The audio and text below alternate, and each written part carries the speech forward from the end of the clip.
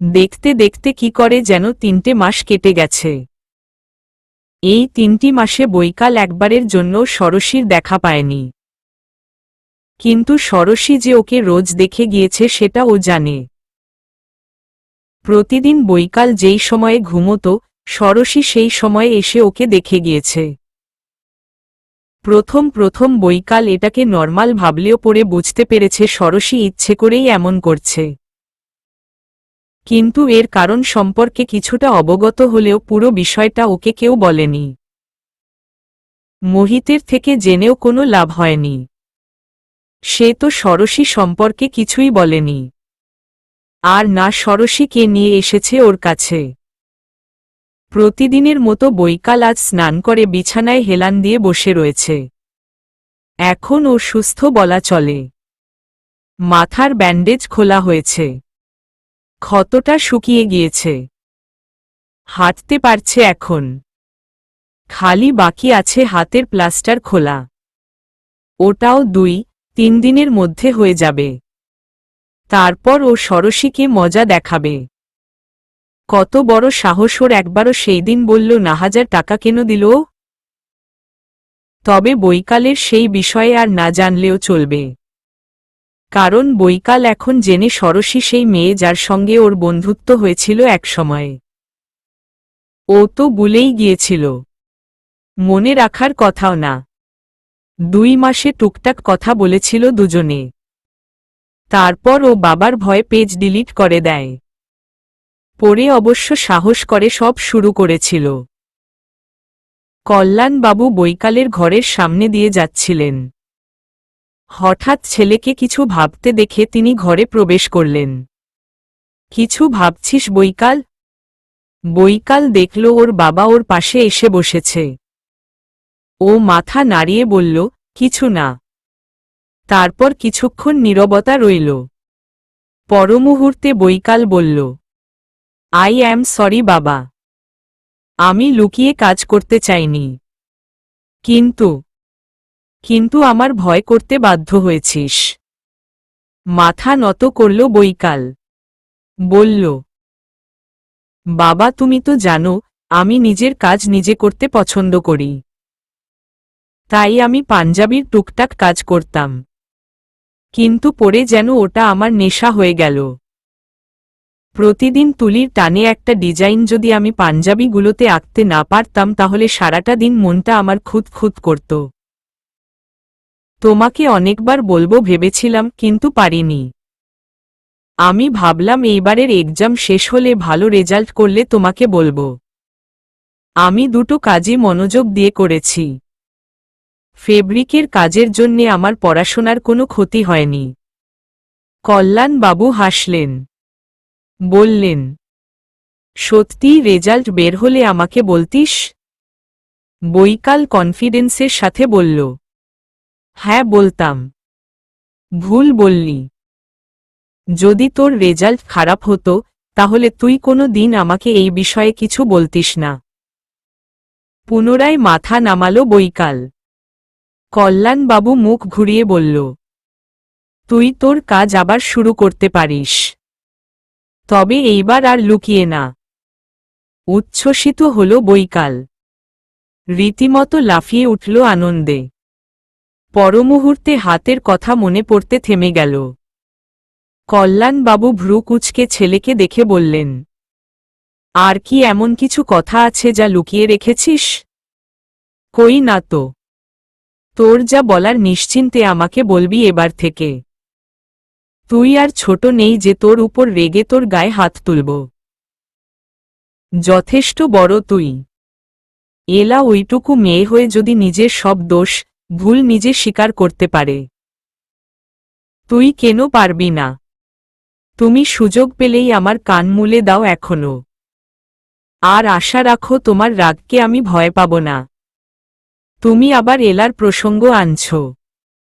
এই বাড়ির একমাত্র রাজকন্যার গায়ে ফুলের টোকা লাগতে দাও না তোমরা। আবার ভাবো ও তোমাদের থেকে কিছু কথা লুকাবে। আমিই কেবল আকাশফুটো এই বাড়ির।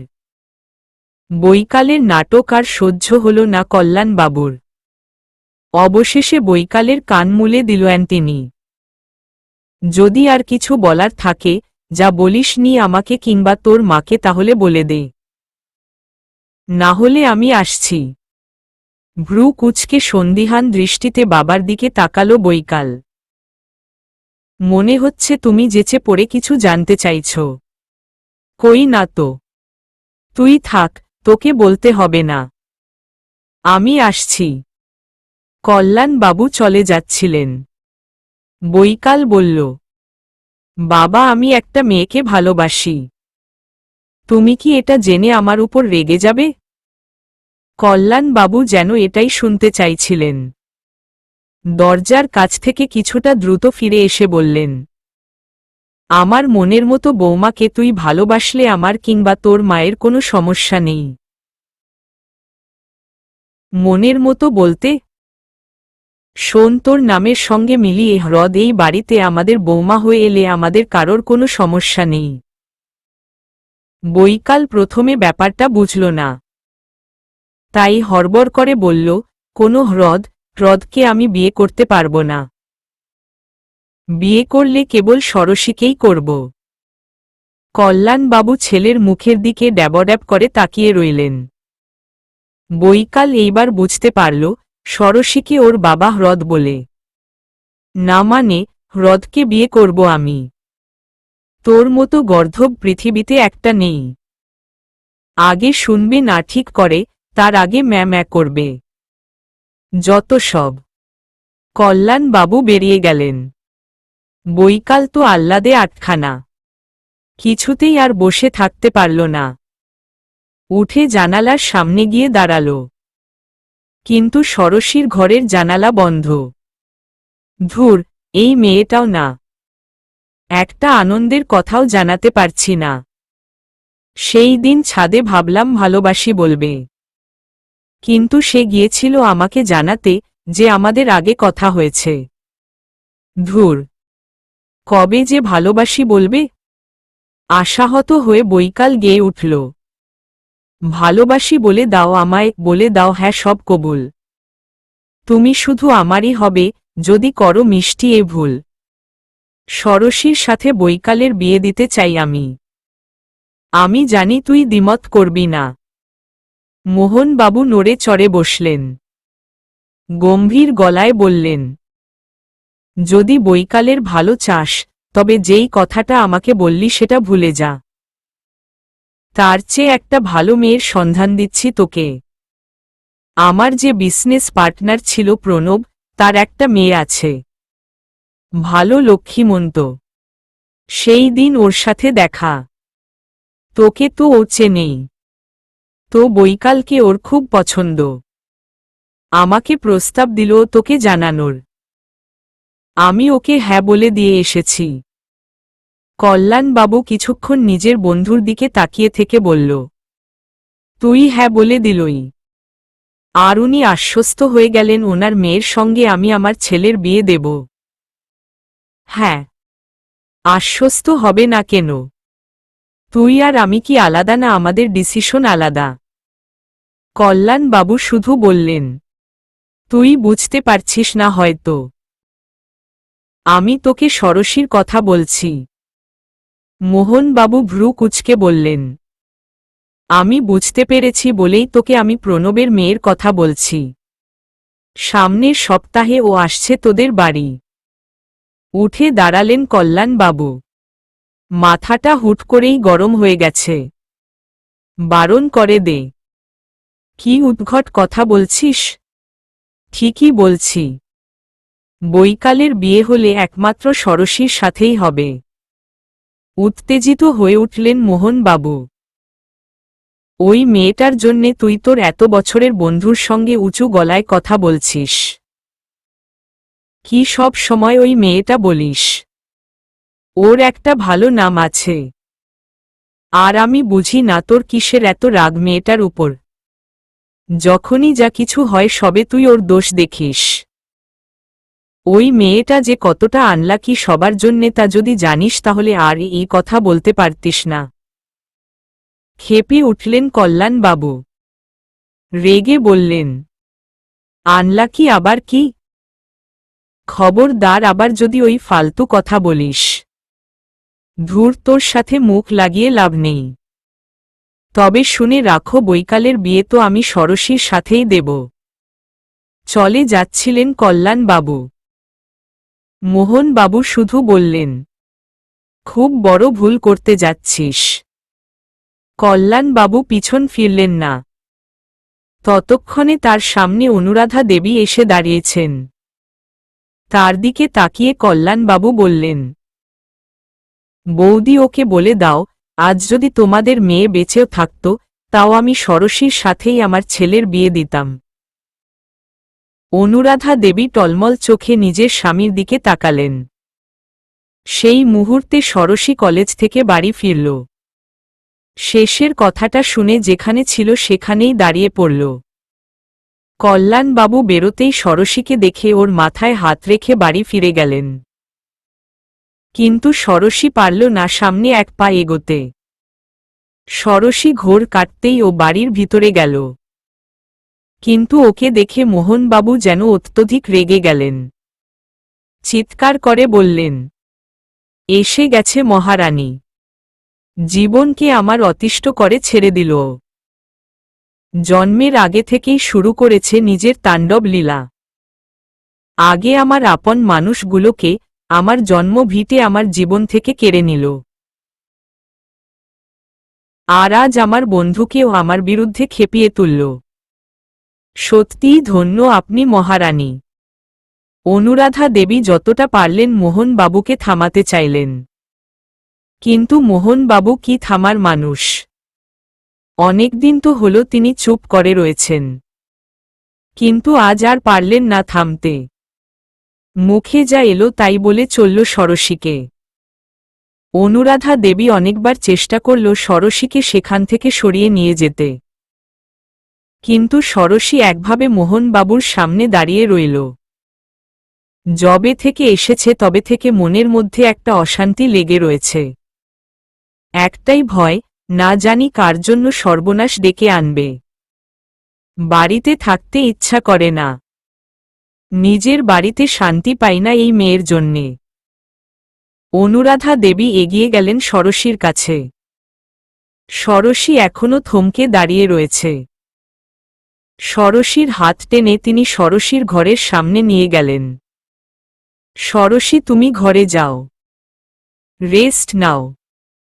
কিছু মনে করো না, বন্ধুর সঙ্গে একটু মনোমালিন্য হয়েছে তো তাই একটু রেগে আছে।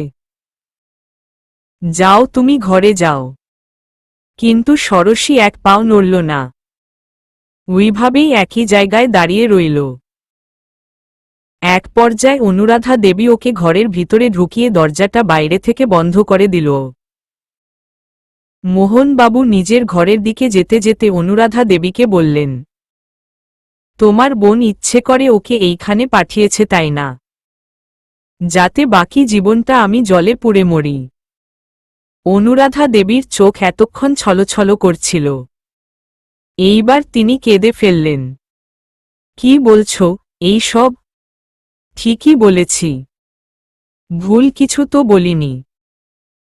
যে এতগুলো বছর সেই দিনের পর আর কোনো দিন এই মেয়েকে নিয়ে এই বাড়িতে পা রাখেনি, সে কিনা একে এখানে পাঠিয়ে দিল থাকার জন্যে। ভাবতে অবাক লাগে তো। সেই মানুষটা আর এই পৃথিবীতে নেই। তাকে নিয়ে প্লিজ কিছু বলো না, আমি হাত জোর করছি। জানি তো সে পৃথিবীতে নেই। কিন্তু আফসোস যাবার আগে একে নিয়ে যেতে পারল না। অন্তত কল্যাণকে বলা মিথ্যে সত্যি হয়ে যেত। আর আমিও শান্তি পেতাম জীবনে। আতকে উঠলেন অনুরাধা দেবী। মোহনবাবু বেরিয়ে গেলেন বাড়ি থেকে।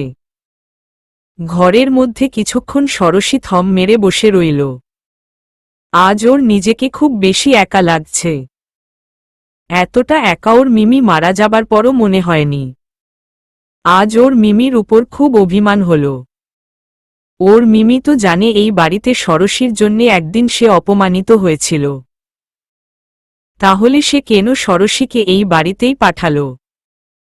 খুব বেশি সময় হলেও সেই অপমানের ক্ষত কি শুকিয়েছিল? 5 বছরের সেই ছোট্ট ষড়শীর হয়তো কিছুই মনে নেই। কিন্তু সেই দিনটা ছিল মোহনবাবুর বর্তমানে বসবাসরত বাড়ির গৃহপ্রবেশ।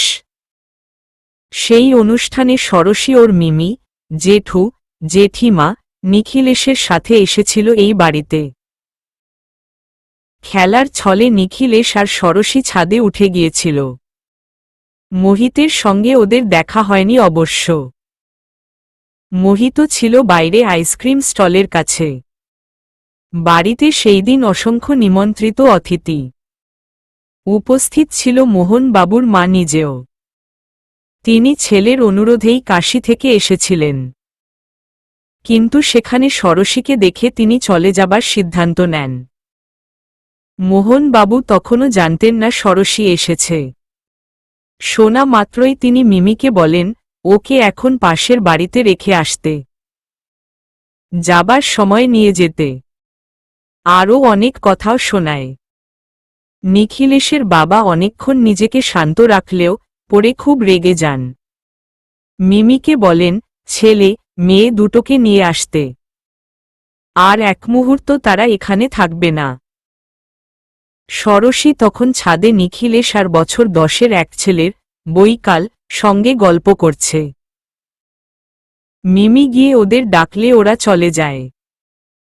তারপর থেকে এই বাড়ির সঙ্গে সম্পর্ক প্রায় ছিন্ন হয়ে যায়। মিমির মতো নিখিলেশের বাবাও আর কোনো দিন এই বাড়িতে পা রাখেনি। শহরে এলে ট্রেন না পেলে রাত স্টেশনে অবধি কাটিয়েছেন। কিন্তু এই বাড়িতে পা দেয়নি কখনো। সেই দিনের পর কিছু দিন অতিবাহিত হয়েছে। সব কিছু এখন বেশ নীরব রয়েছে। মোহনবাবু আর কল্যাণবাবুর মধ্যে ঝগড়ার সূত্রপাত হলেও বন্ধুত্বে তাদের ফাটল ধরেনি। জীবনে মনোমালিন্য হতেই পারে।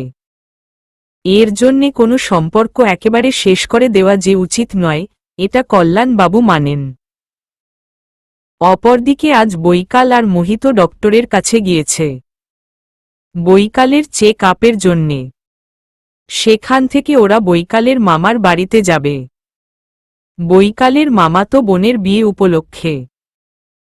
কল্যাণবাবু, ললিতা দেবী, এলা চলে গিয়েছে আগেই। ষড়শী যেন এই দিনের অপেক্ষায় ছিল।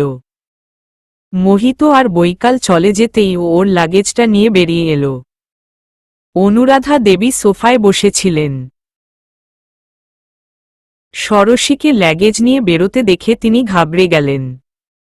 ষড়শী সোজা গিয়ে বলল, আমি চলে যাচ্ছি। আপনারা সাবধানে থাকবেন। আর ভালো থাকবেন। কি বলছো এই সব?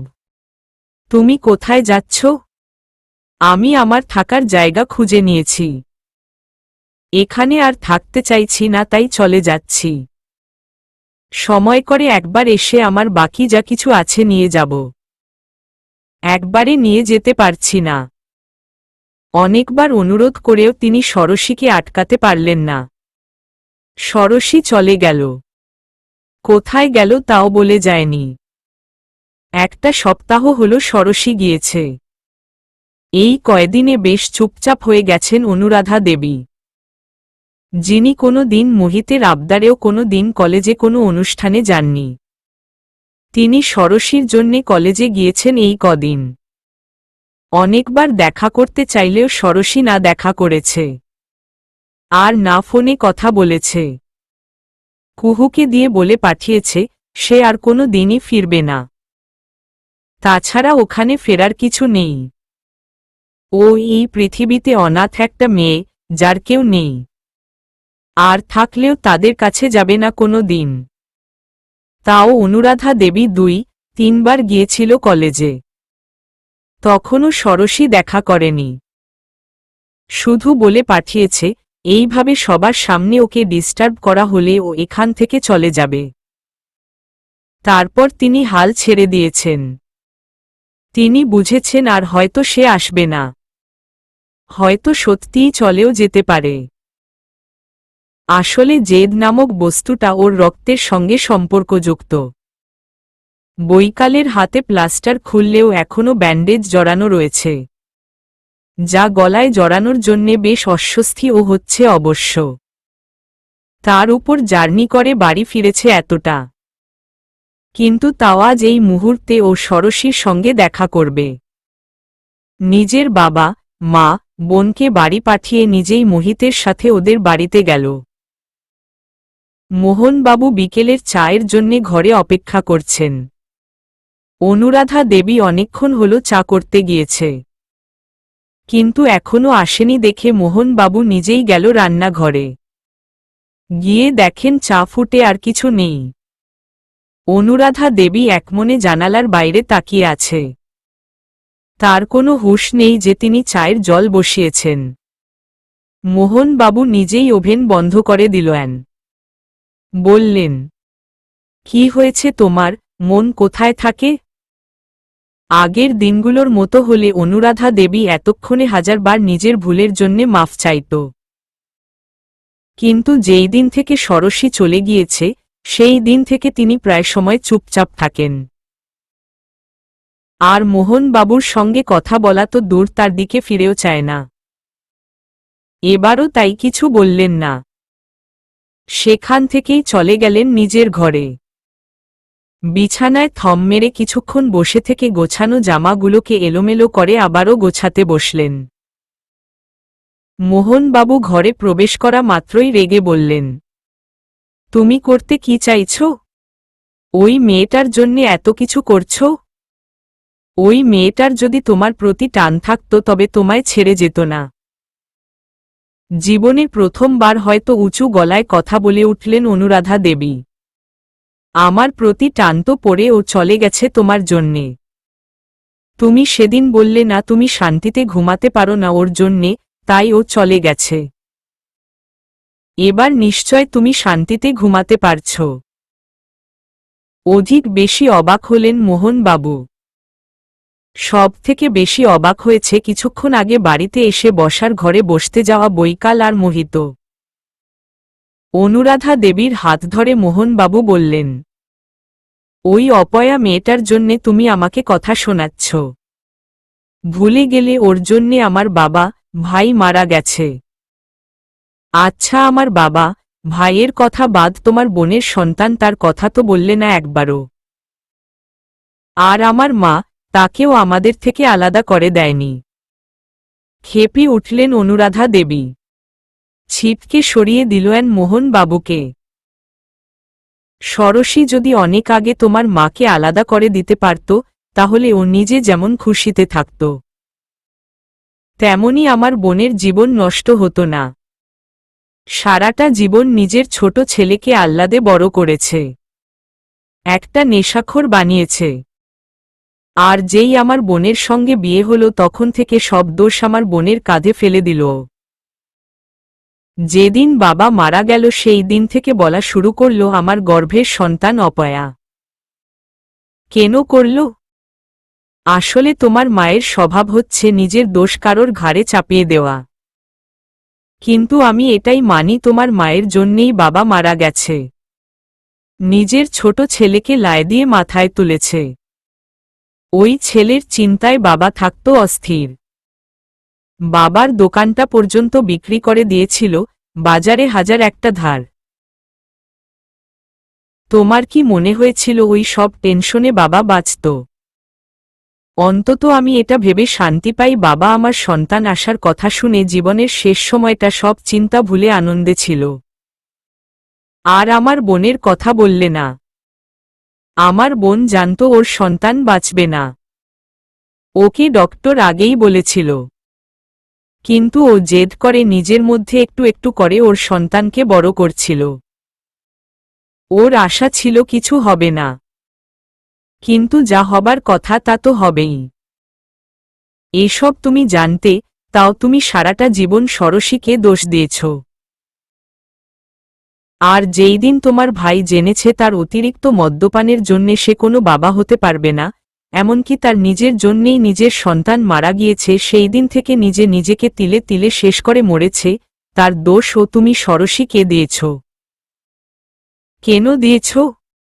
শুধু তোমার মায়ের কথা শুনে।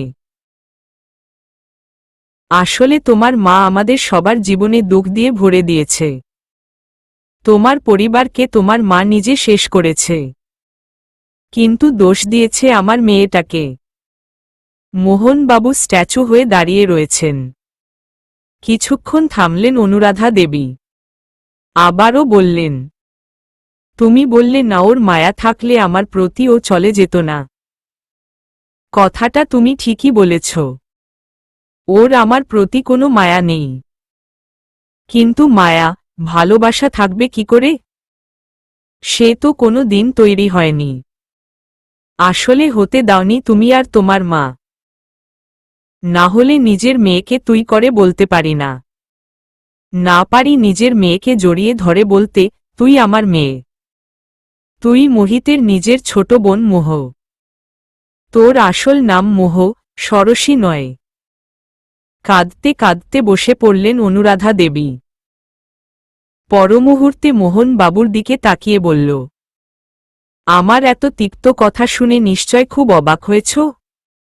আসলে আমি নিজেও হয়েছে। আমি কিনা এত তিক্ত কথা বললাম, কিন্তু তার থেকেও বেশি আফসোস করছি। এই কথাগুলো যদি সেই দিন বলতাম, যেদিন তুমি আমাকে আর মোহিতকে নিয়ে জোর করে গ্রাম থেকে নিয়ে এলে, তাহলে আজ এই আফসোসটা হতো না। ষোড়শী কোথায় মা? মোহন বাবু ও অনুরাধা দেবী হুট করেই অনাকাঙ্ক্ষিত গলার স্বর শুনে চমকে পিছনে ফিরলেন। চমকে উঠল বৈকালও। এতক্ষণ ও মোহিতের পাশে দাঁড়িয়ে কিছুক্ষণ আগের প্রতিটা শব্দ কর্ণগোচর করেছে। শব্দগুলোর মধ্যে এমনভাবে ও হারিয়ে গিয়েছিল সে হঠাৎই মোহিতের শান্ত স্বরে ও রীতিমতো চমকেই উঠল।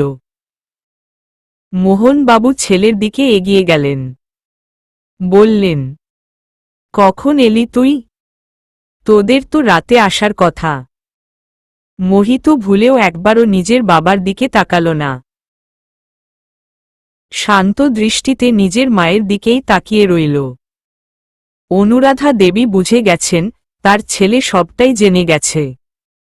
তিনি উঠে দাঁড়ালেন, এগিয়ে গেলেন মোহিতের সামনে। তুই সবসময় বলেছিস তোর একটা বোন নেই।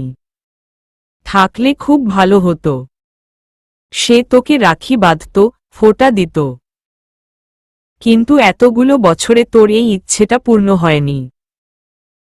আমি পারিনি তোকে বলতে তোর একটা বোন আছে, নিজের আপন বোন। তোর হয়তো মনে নেই, যখন আমি দ্বিতীয়বারের মতো মা হবার কথা জানতে পারি, সেদিন থেকে তোর থেকে খুশি হয়তো আর কেউ ছিল না। নিজের সব প্রিয় খেলনা পর্যন্ত তুই যত্ন করে তুলে রেখেছিলিস, কারণ তোর বোনকে তুই ওগুলো গিফট দিবি। তুই যেন ম্যাজিকের মতো জানতিস তোর বোন হবে। কিন্তু যেদিন তোর বোন জন্মালো, সেই দিনের পর থেকে 19টা বছরে তুই একবারও তাকে দেখিসনি। আসলে তোকে দেখতে দেওয়া হয়নি। তোর ঠাকুরমার বিশ্বাস ছিল ষোড়শী তোরও ক্ষতি করে দেবে। তাই তোর বাবা জোর করে আমাদের দুজনকে ষোড়শীর কাছ থেকে দূরে করেছে। আমি পারিনি আমার 7 দিনের দুধের শিশুটিকে নিজের কাছে রাখতে। এতগুলো কথার মাঝে মোহিত ছিল নিশ্চুপ। পরমুহূর্তে, বোন কোথায় বলেই ষোড়শীর ঘরের দিকে ছুটে গেল। কিন্তু ঘর সম্পূর্ণ ফাঁকা। ঘরে কেউ নেই। মোহিত সারা বাড়ি খুঁজেও ষোড়শীকে পেল না। বৈকাল এখনো একই জায়গায় নিশ্চুপ দাঁড়িয়ে রয়েছে। ওর কাছে পুরো বিষয়টা আজ পরিষ্কার। ষোড়শী ওকে বলেছিল, ওর বাবা মা তাদের ছেলেকে নিয়ে খুব আনন্দের সঙ্গে দিন পার করছে। বৈকাল বুঝেছে ষোড়শী জানত ওর বাবা মা আসলে কে। তাই বারবার মায়া কাটানোর কথা বলত। মোহিত আচমকা ক্ষিপ্ত হয়ে উঠল। মোহন বাবুর সামনে গিয়ে দাঁড়াল। যে ছেলে কোনো দিন নিজের বাবার সামনে মাথা উঁচু করে কথা পর্যন্ত বলেনি, আজ সে অনায়াসে বলে দিল, আমার বোন কোথায়? আমার অনুপস্থিতি ওকে তাড়িয়ে দিয়েছ তাই না? রেগে গেলেন মোহন বাবু। উঁচু গলায় বললেন, খবরদার এইভাবে তুমি আমার সাথে কথা বলবে না। ভুলে যেও না আমি তোমার বাবা। তাচ্ছিল্যের হাসল মোহিত। বাবারা অন্যরকম হয়। তুমি আমার বাবা নও। বাবাদের কাছে তার ছেলে মেয়েরা এক আকাশ আনন্দ হয়। তোমার কাছে তোমার নিজের মেয়ে অবহেলিত। হয়তো আমিও তাই। মোহিতের কথার পরিপ্রেক্ষিতে মোহনবাবু কিছু বলতে পারলেন না। অনুরাধা দেবী মোহিতের কাছে এগিয়ে গেল। কান্নায় তার গলা আটকে আসছে। তবুও কোনো মতে তিনি বললেন, ও চলে গেছে মোহিত। ও আর এই বাড়িতে থাকে না। থাকে না মানে? বৈকাল অবাক হয়ে জানতে চাইল। অনুরাধা দেবী ষোড়শীর চলে যাওয়ার কারণ বলতেই মোহিত ক্ষেপে উঠল। আমি এক্ষুনি ওকে নিয়ে আসব বাড়িতে। ওর সাহস তো কম না আমাকে না বলে ও চলে গেল। মা তুমি দেখো তোমার মেয়ে আজ আমার থেকে অনেক বকা খাবে। যে চলে গেছে তাকে আর আমার বাড়িতে আনবে না মোহিত। সে তার পথ দেখে নিয়েছে বলেই চলে গেছে। তোমাকে এত দয়ার সাগর হতে হবে না। মোহনবাবুর কথাগুলো অগ্রাহ্য করে মোহিত উত্তর দিল ওর মাকে, মা আমার ব্যাগটা গুছিয়ে রেখো। ষোড়শীকে নিয়ে এসে আমিও এই বাড়ি থেকে বেরিয়ে যাব। এরপর মোহনবাবু অনেকবার মোহিতকে ডেকেছে, কিন্তু মোহিত সকলকে অগ্রাহ্য করে বেরিয়ে গিয়েছে। বৈকাল নিজেও ছুটেছে ওর পিছনে। কল্যাণবাবু কতকটা ছুটেই মোহিতদের বাড়িতে আসছিলেন। হুট করেই মোহিতকে রেগে বেরিয়ে আসতে দেখে তিনি পথ রোধ করে দাঁড়ালেন। বললেন, কি হয়েছে মোহিত? বাড়িতে এত চিৎকার কিসের? কি হয়েছে? উত্তর দিল না মোহিত। সোজা কল্যাণবাবুকে হেসে উঠে বলল, ষোড়শী আমার নিজের বোন তুমি জানো। আমার আপন বোন। আমি তো ভাবতেই পারছি না। দাঁড়াও তুমি আমি ওকে আনতে যাচ্ছি। এসে সব বলবো। তীরের বেগে ছুটল মোহিত। ভুলেও পিছন ফিরল না। একবার ভাবল না ষোড়শী কোথায় যেতে পারে। একবার নিজের বাইকের দিকেই তাকাল না। ওর মনেও হলো না বাইকে গেলে ষোড়শীকে খুঁজতে ওর সুবিধা হবে। বৈকাল ওর পিছনেই এসেছিল। কল্যাণবাবু মোহিতের কথা বুঝতে না পেরে ওকেই আটকাল। পরে এসে সব বলবো বাবা। আগে ষোড়শীকে নিয়ে আসি। কিন্তু ষোড়শী গিয়েছে কোথায়? বৈকাল শুনেও শুনল না। যতটা পারল ছোটার চেষ্টা করল। কিন্তু গলায় জড়ানো ব্যান্ডেজটা হাতের সঙ্গে এমনভাবে বাঁধা যে ও ঠিকমতো ছুটতেই পারল না। মোহিত ততক্ষণে খেলার মাঠের কাছে চলে গেছে। মাঠে বসে থাকা বৈকাল আর মোহিতের বন্ধুগুলো মোহিতকে হন্তদন্ত হয়ে আসতে দেখে রাস্তা আটকে দাঁড়াল। কি হয়েছে জানতে চাওয়ার আগেই মোহিত জড়িয়ে ধরল ওদের। রীতিমতো কেঁদে ফেলল। পরমুহূর্তে হাসতে হাসতে বলল, ষোড়শী আমার নিজের বোন। আমার নিজের বোন। আমি এতদিন জানতে পারিনি কেন? মোহিতের যেন আফসোসের শেষ নেই। কেন ও আগে জানল না? তারপর কেটে গেছে অনেকটা সময়। বিকেল থেকে শুরু করে রাত্রির অনেকক্ষণ ওরা দুজনে ষোড়শীর খোঁজে এইদিক সেই দিক ঘুরে বেড়াল। ষোড়শী এর সব বন্ধুদের বাড়িতে গিয়ে খোঁজ নেওয়া থেকে শুরু করে কলেজ হোস্টেল সব জায়গায় খোঁজ নিলেও ষোড়শী কোথায় ওরা জানতে পারল না। ধীর গতি পর্যন্ত জানে না ষোড়শী কোথায়। তবে ষোড়শী প্রতিদিন যে কলেজে আসে এটা ওরা বলেই দিল। হয়তো কোথায় থাকে এটাও বলে দিত। কিন্তু ষোড়শী বারণ করেছে। লাইব্রেরি ডিপার্টমেন্টে আজ একটা অনুষ্ঠান হয়েছে। পাশাপাশি ডিপার্টমেন্টের পুরনো স্টুডেন্টরাও আজ উপস্থিত। অডিটোরিয়ামে লাইব্রেরি ডিপার্টমেন্টের স্টুডেন্ট এবং টিচাররা মিলে ছোট একটু অনুষ্ঠানের মাধ্যমে ফ্রেশার্স এবং ফেয়ারওয়েলের আয়োজন করা হয়েছে। ষোড়শীর ব্যাচের সব বন্ধুরা তো এই অনুষ্ঠানে উপস্থিত রয়েছে। পাশাপাশি অনেকেই নিজেদের রিলেটিভ ফ্রেন্ডসদের নিয়ে এসেছে। ষোড়শী মাঝের একটা সারিতে বসে সবার দিকে একবার তাকাচ্ছে আর একবার স্টেজে চলমান গানের দিকে নজর দিচ্ছে। ওরও ইচ্ছে ছিল আজকে বৈকাল, মোহিত আর এলাকে এখানে নিয়ে আসার, কিন্তু তা আর সম্ভব হয়নি। কিন্তু ওর ভাবনাগুলো মাথার মধ্যে ঘুরপাক খাচ্ছে। একবার ও মনে করছে বৈকাল যদি আজ এখানে আসতো তবে বৈকাল কেমনভাবে আসতো। ওর হাত কি পুরোপুরি ভালো হয়েছে? কখনো ভাবছে এলা কি করত? নিশ্চয় স্টেজে চলা রঙ্গবতী গানে আর সকলের মতো খুব নাচত। আর ওর মোহিত দাদা, সে নিশ্চয়ই এলাকে জোর করে বসিয়ে দিত। এই ষোড়শী কি ভাবছিস? কুহুর ডাকে ষোড়শী মাথা নাড়ল। মুচকি হেসে বলল, কিছু না। ও। কুহু পুনরায় অনুষ্ঠানে মনোযোগ দিল। ষোড়শী একবার পিছনে পুরো অডিটোরিয়াম দেখল। মনে হলো ওর আপন মানুষগুলো বুঝি এখানেই রয়েছে, কিন্তু না, ওর আপন মানুষেরা এখানে নেই। ভেবেই একটা দীর্ঘশ্বাস ফেলল ষোড়শী। গোটা অডিটোরিয়াম জুড়ে আজ নানা রঙের শাড়ি আর পাঞ্জাবির মেলা বসেছে। প্রত্যেকটা মেয়ে শাড়ি এবং ছেলেরা পাঞ্জাবি পরেছে। আর সকলের মতো ষোড়শী নিজেও সেই পহেলা বৈশাখের সাদা জামদানি শাড়িটা পরেছে। কিন্তু আজ আর সেই দিনের মতো মাথায় কোনো ফুল দেয়নি। কুহু বেশ কয়েকবার ওর চুলে ফুল লাগিয়ে দেবার চেষ্টা করেছিল, কিন্তু ষোড়শী কিছুতেই রাজি হয়নি। হবেই বা কি করে? পহেলা বৈশাখের মতো বৈকাল তো আর আজ ওর জন্যে কুন্দ ফুলের মালা গেঁথে দেয়নি। ষোড়শীর একদিকে কুহু ও অন্য পাশে ধীর ও গতি বসে রয়েছে। স্টেজে তখনও অনবদ্য সব গানে নাচ হচ্ছে। স্টেজের সামনে পর্যন্ত ভিড় হয়ে গেছে সকলের। বেশিরভাগই সামনে গিয়ে নাচতে শুরু করে দিয়েছে। কিন্তু অবশেষে অরূপ স্যারের বকা খেয়ে সবাই যে যার সিটে গিয়ে বসেছে।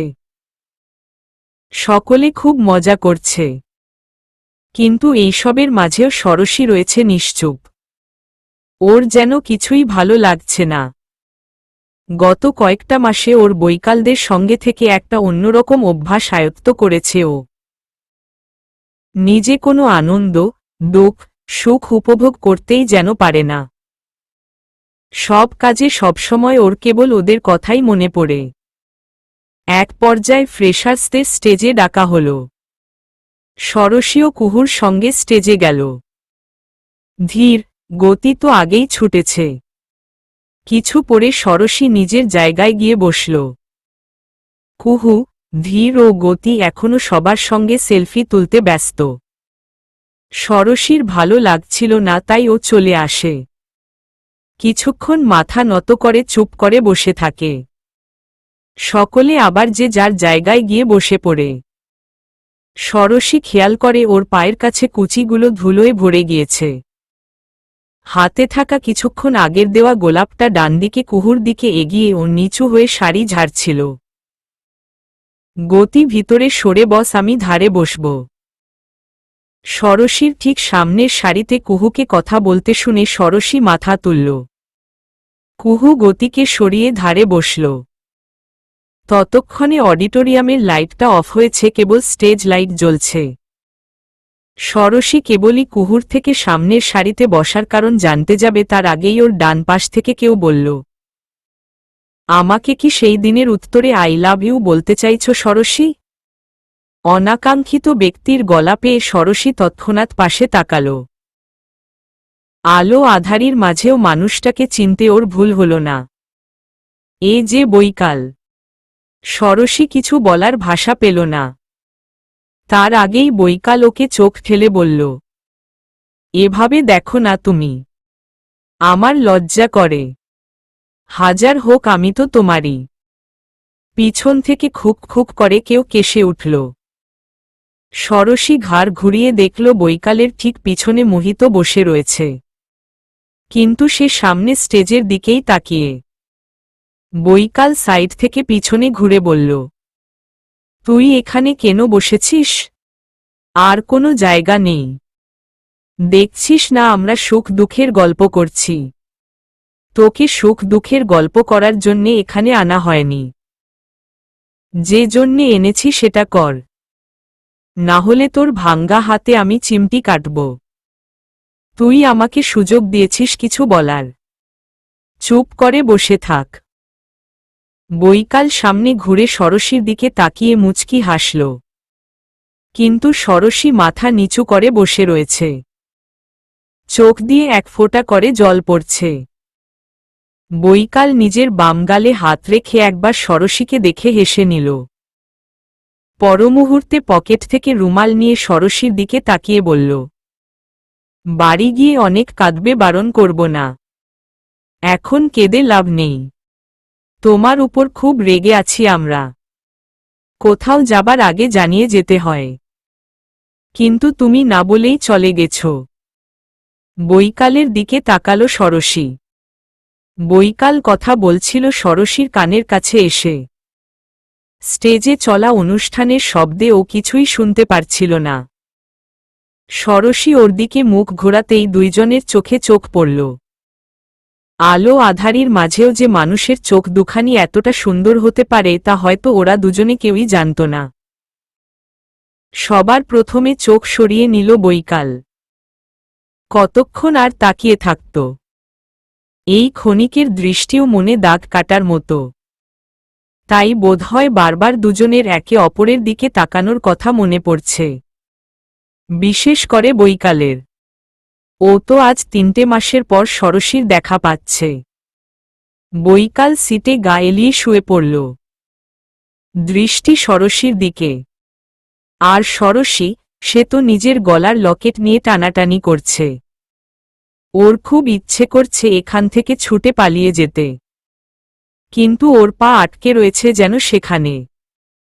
অপরদিকে বৈকাল ওর শাড়ির আঁচলের শেষ প্রান্ত নিজের ব্যান্ডেজ করা হাতে একবার জড়িয়ে নিচ্ছে, আরেকবার খুলছে। ষড়শীকে আটকে ও যেন এক খেলায় মেতে উঠেছে। ওর হাতে জড়ানো স্কিন কালারের ক্রেপ ব্যান্ডেজ বোধহয় বৈকালের আর পছন্দ হচ্ছে না। তাই সাদা শাড়ির আঁচলটা হাতে বাঁধার চেষ্টায় রয়েছে। কিছুক্ষণ পরে ষড়শীর উসখুস করা দেখে বৈকাল উঠে দাঁড়াল। ষড়শী মনের সঙ্গে অনেকবার যুদ্ধ করে দ্রুত পদে সেখান থেকে বেরিয়ে গেল। ষড়শীর পিছন পিছন মোহিত আর বৈকালও উঠে এলো। সামনে ষড়শী একা হেঁটে চলেছে, ওর ঠিক 5 হাত পিছনেই বৈকাল আর মোহিত চলেছে। ক্ষণে ক্ষণে ষড়শী হাঁটার গতি বাড়িয়ে দিল ও বৈকাল আর মোহিত সেই একইভাবে ধীরে সুস্থে হাঁটছে। অডিটোরিয়ামের বাইরে তেমন কেউ একটা নেই। মাঝে মাঝে 3-4 জন স্টুডেন্টদের দেখা যাচ্ছে। বৈকাল ডান হাতের ব্যান্ডেজের দিকে একবার তাকাচ্ছে, আরেকবার ষড়শীর যাবার দিকে তাকিয়ে নিজের হাঁটার গতি বাড়ানোর চেষ্টা করল। কিন্তু ভাঙ্গা হাত এই সবে প্লাস্টার খোলা হয়েছে, ব্যথা বেশ ভালোই রয়েছে। তাই আর বৈকাল বেশি জোর হাঁটতে পারছে না। হাঁটতে গেলেই গলায় বাঁধা ব্যান্ডেজের পুরো টানটা হাতে পড়ে সমস্ত ভার গিয়ে লাগছে। কাজেই বৈকাল চেয়েও ঠিক দ্রুত হাঁটতে পারছে না। কিন্তু পাশে ওর চলার ছন্দ মিলিয়ে মোহিতকে হাঁটতে দেখে বৈকাল বলল, আমার না হয় হাত ভাঙ্গা, এমনকি পায়ে মোচ লাগায় এখনো খুব ধীরে সুস্থে হাঁটি, কিন্তু তোর কোনো পা ভাঙ্গা একটু বলবি? কি করছিস দেখছিস না ষড়শী চলে যাচ্ছে? মোহিত হাঁটার গতি বাড়িয়ে বলল। আমি কি করব? তখন তুই ষড়শীকে বললি আমরা ওর উপর খুব রেগে রয়েছি, তাই আমি একটু রাগ নিয়ে চলছি। মেজাজি খারাপ হলো বৈকালের। বাম হাতে ঘুষি পাকিয়ে বলল, এখন ওর উপর তুই রাগ দেখিয়ে বসে থাক। ওকে তোকে আর বাড়ি নিয়ে যেতে হবে না। ভাগ গর্ধব। পরে বৈকাল নিজেই কষ্ট করে ষড়শীর দিকে এগিয়ে গেল। মোহিত গেল না, ওখানেই দাঁড়িয়ে রইল। আসলে ষড়শীর উপর কোনো রাগ না, অন্তর থেকে ও অন্য রকমের বাধা পাচ্ছে। গতকাল যতটা আনন্দ নিয়ে ও ষড়শীকে খুঁজেছে, আজ ষড়শী কে পেয়ে তার অধিক আনন্দ হলেও ও পারছে না মুখ ফুটে ষড়শীকে কিছু বলতে। গলা কেউ যেন চেপে ধরে রেখেছে। তাই জন্যেই অডিটোরিয়ামে এক মনে ও স্টেজের দিকেই তাকিয়েছিল। ওর সাহসে কুলায়নি ষড়শীর সঙ্গে কথা বলার। আজ ওর খুব মনে পড়ছে কালকে ওর মায়ের কথাগুলো। চাইলেও ও ওর মায়ের ইচ্ছেমতো জড়িয়ে ধরতে পারছে না। পারছে না বলতে, তুই আমার আপন বোন। আজ থেকে আমরা একসঙ্গে আবার থাকব। পারছে না বলতে মোহিত। এই মেয়ে ছুটছ না পালাচ্ছ? দেখতে পাচ্ছ না আমি তোমাকে কখন থেকে ডাকছি? বৈকাল কখন এসে যেন ষড়শীর হাত টেনে ধরেছে। ষড়শী ওর দিকে তাকিয়ে দেখল বৈকাল প্রয়োজনের তুলনায় অতিরিক্ত হাঁফাচ্ছে, যা বেশ ব্যতিব্যস্ত করে তুলল ষড়শীকে। কি হলো, এত হাঁফাচ্ছেন কেন আপনি? কখন থেকে ডাকছি তোমাকে। দেখো আমার তো শরীর এখনো ঠিক হয়নি, তাও কত ছুটে ছুটে এলাম বলো। হাঁফিয়ে তো যাবই। ষড়শী চোখ ছোট ছোট করে বৈকালের দিকে তাকিয়ে শাড়ির আঁচলের শেষ অংশ দিয়ে বৈকালের কপালের ঘাম মুছে দিল। কাঁধের ছোট ব্যাগ থেকে জলের বোতল নিয়ে বৈকালকে এগিয়ে দিয়ে জলটা খেতে বলল। এক নিঃশ্বাসে ছোট বোতলটার সব জল খেয়ে নিল বৈকাল। ষড়শী তখনও বৈকালের দিকে তাকিয়ে। তাড়াতাড়ি আসতে যখন কষ্ট হচ্ছিল, তখন এতটা ছুটে আমার পিছনে এলেন কেন? মুচকি হাসল বৈকাল। বোতলটা ষড়শীর দিকে এগিয়ে দিয়ে বলল, তোমার পিছনে চলতে আমার কোনো কষ্ট নেই। তবে আজ তোমাকে বলা কথার উত্তর জানতে এসেছি। আজ বলতেই পারো। শোনার জন্যে আমি আছি। তবে আজ ছাদ নেই যে আমি পড়ে যাব, রোড নেই যে অ্যাক্সিডেন্ট করব। কলেজ গ্রাউন্ডে পুরো সেফ জোনে আছি আজকে। ঝড় আসলে আসুক, বৃষ্টি আসলেও আসুক, ভিজব তো শুধু তোমার সাথে। উসখুস করল ষড়শী। বৈকাল একদৃষ্টিতে ষড়শীর দিকেই তাকিয়ে। ষড়শী নিজেও দুই একবার ওর চোখের দিকে তাকিয়ে থেকে চোখ সরিয়ে নিয়েছে। কি উত্তর দেবে সেই ভান্নাতেই রয়েছে ও। সেই মুহূর্তে মোহিত এলো সেখানে। পাশাপাশি কুহু, ধীর ও গতি নিজেরাও এলো। ষড়শী, আমার তোর সঙ্গে কথা ছিল একটা। বৈকালের থেকে চোখ সরিয়ে নিল ষড়শী। এতক্ষণে মোহিত ওর সঙ্গে কথা বলায় ও বেশ খুশি হয়েছে।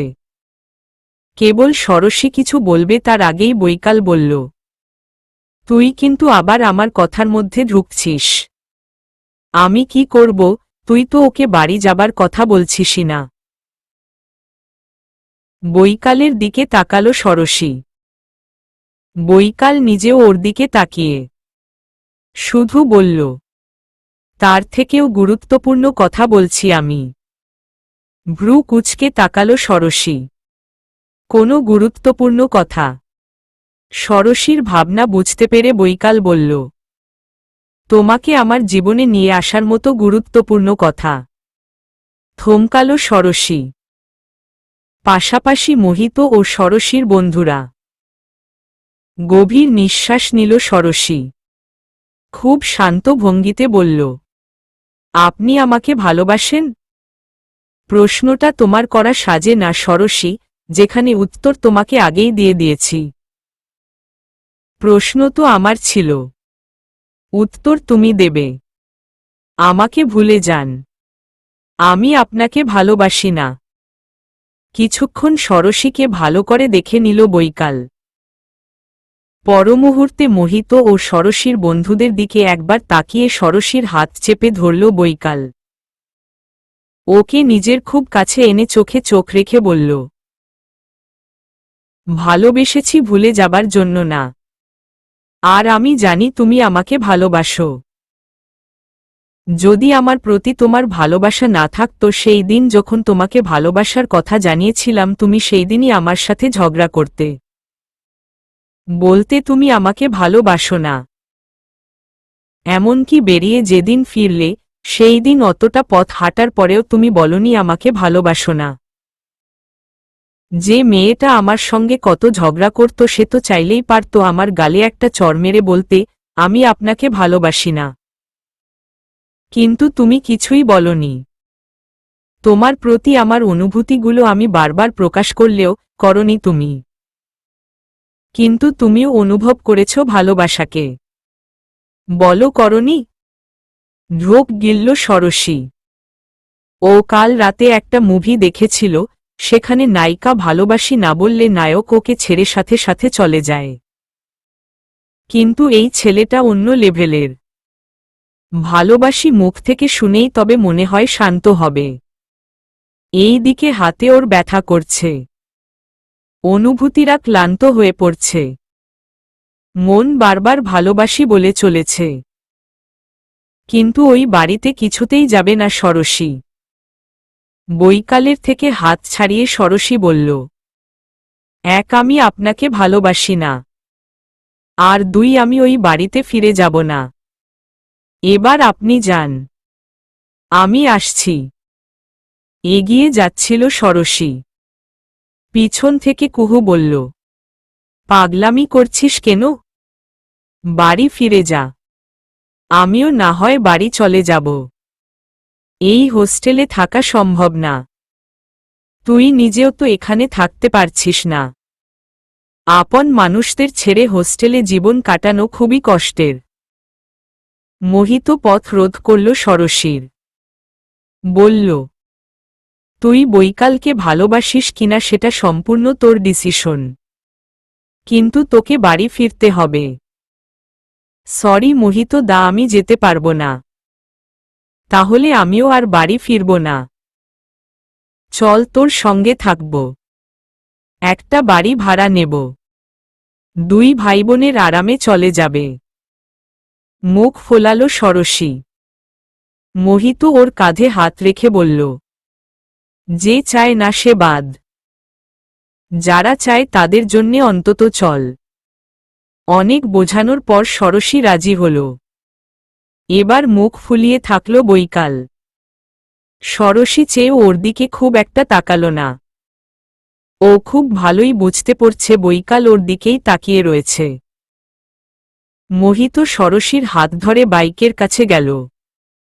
বৈকাল নিজেও যাচ্ছিল। হুট করে কুহু ধীর ও গতি ওর হাতে ষোড়শীর ফোনটা দিয়ে বলল, বন্ধু কাকে পছন্দ করে, কাকে ভালোবাসে তা জানে কেবল আরেক বন্ধু। চোখ দুটো চকচক করে উঠল বৈকালের। ষোড়শীর বন্ধু এরা। কিন্তু ওদের কিছু বলার আগেই ধীর ওকে ষোড়শীর ফোনটা দিয়ে বলল, ষোড়শীর ফোন। আমরা তিনজনে ফাঁকতালে ওর ব্যাগ থেকে সরিয়েছি। বৈকাল বলল, এতে ঠিক কি হবে? কুহু হেসে বলল, এতেই তো সব হবে। মানে? গতি বলল, বৈকাল দা, তোমার ফোন থেকে এই ফোনে একবার ফোন করো, তাহলেই বুঝতে পারবে। আমরাও পারব। তুমি আগে যতবার ফোন করেছ ও লুকিয়ে ফোন ধরেছে। হয়তো ও বলতে চায়নি তোমার সঙ্গে কথা বলছে, কিন্তু ও নিজেই বলেছে বৈকাল ফোন করেছে। তাহলে ফোন লুকিয়ে ধরার কারণ জানতে হবে। ভ্রু কুঁচকে তাকালো বৈকাল। পরমুহূর্তে ষোড়শীর নম্বরে ফোন করল।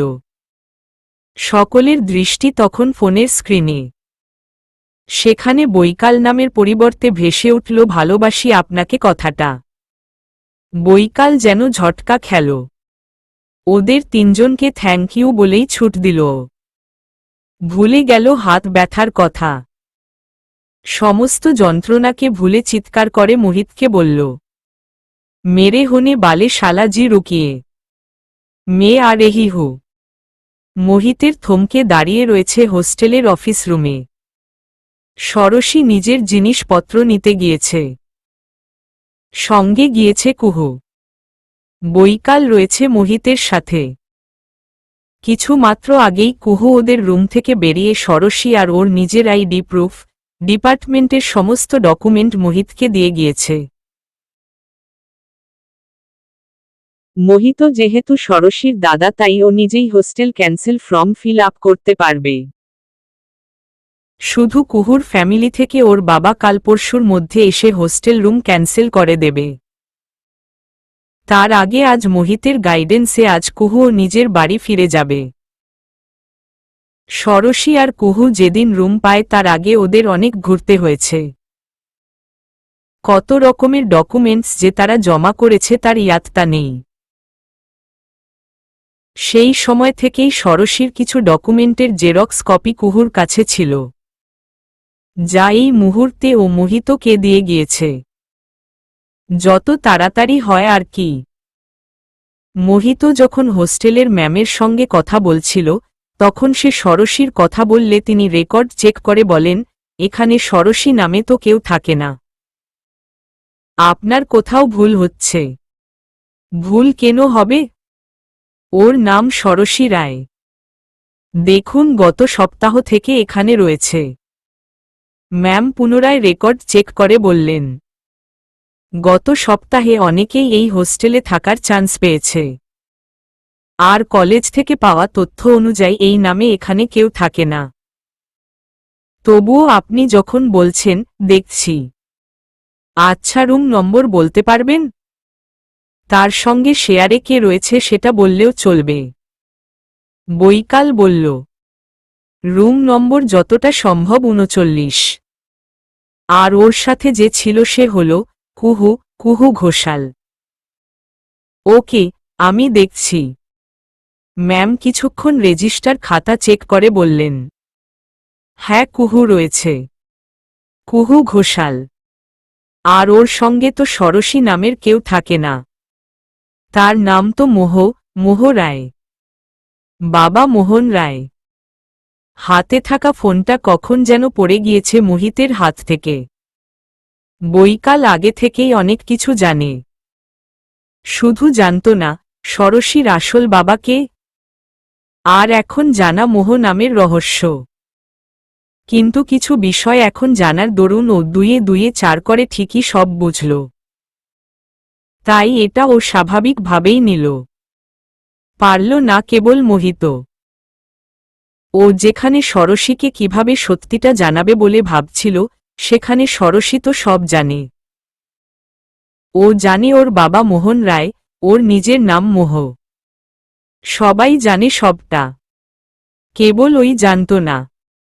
গলাটা শুকিয়ে কাঠ হয়ে গিয়েছে মোহিতের। পরপর দুইবার ঢোক গিলে বলল, হ্যাঁ ওর কথাই বলছি। আপনি ফর্ম দিন, আমি ফিল আপ করে দিচ্ছি। মোহিতের হাত কাঁপছে।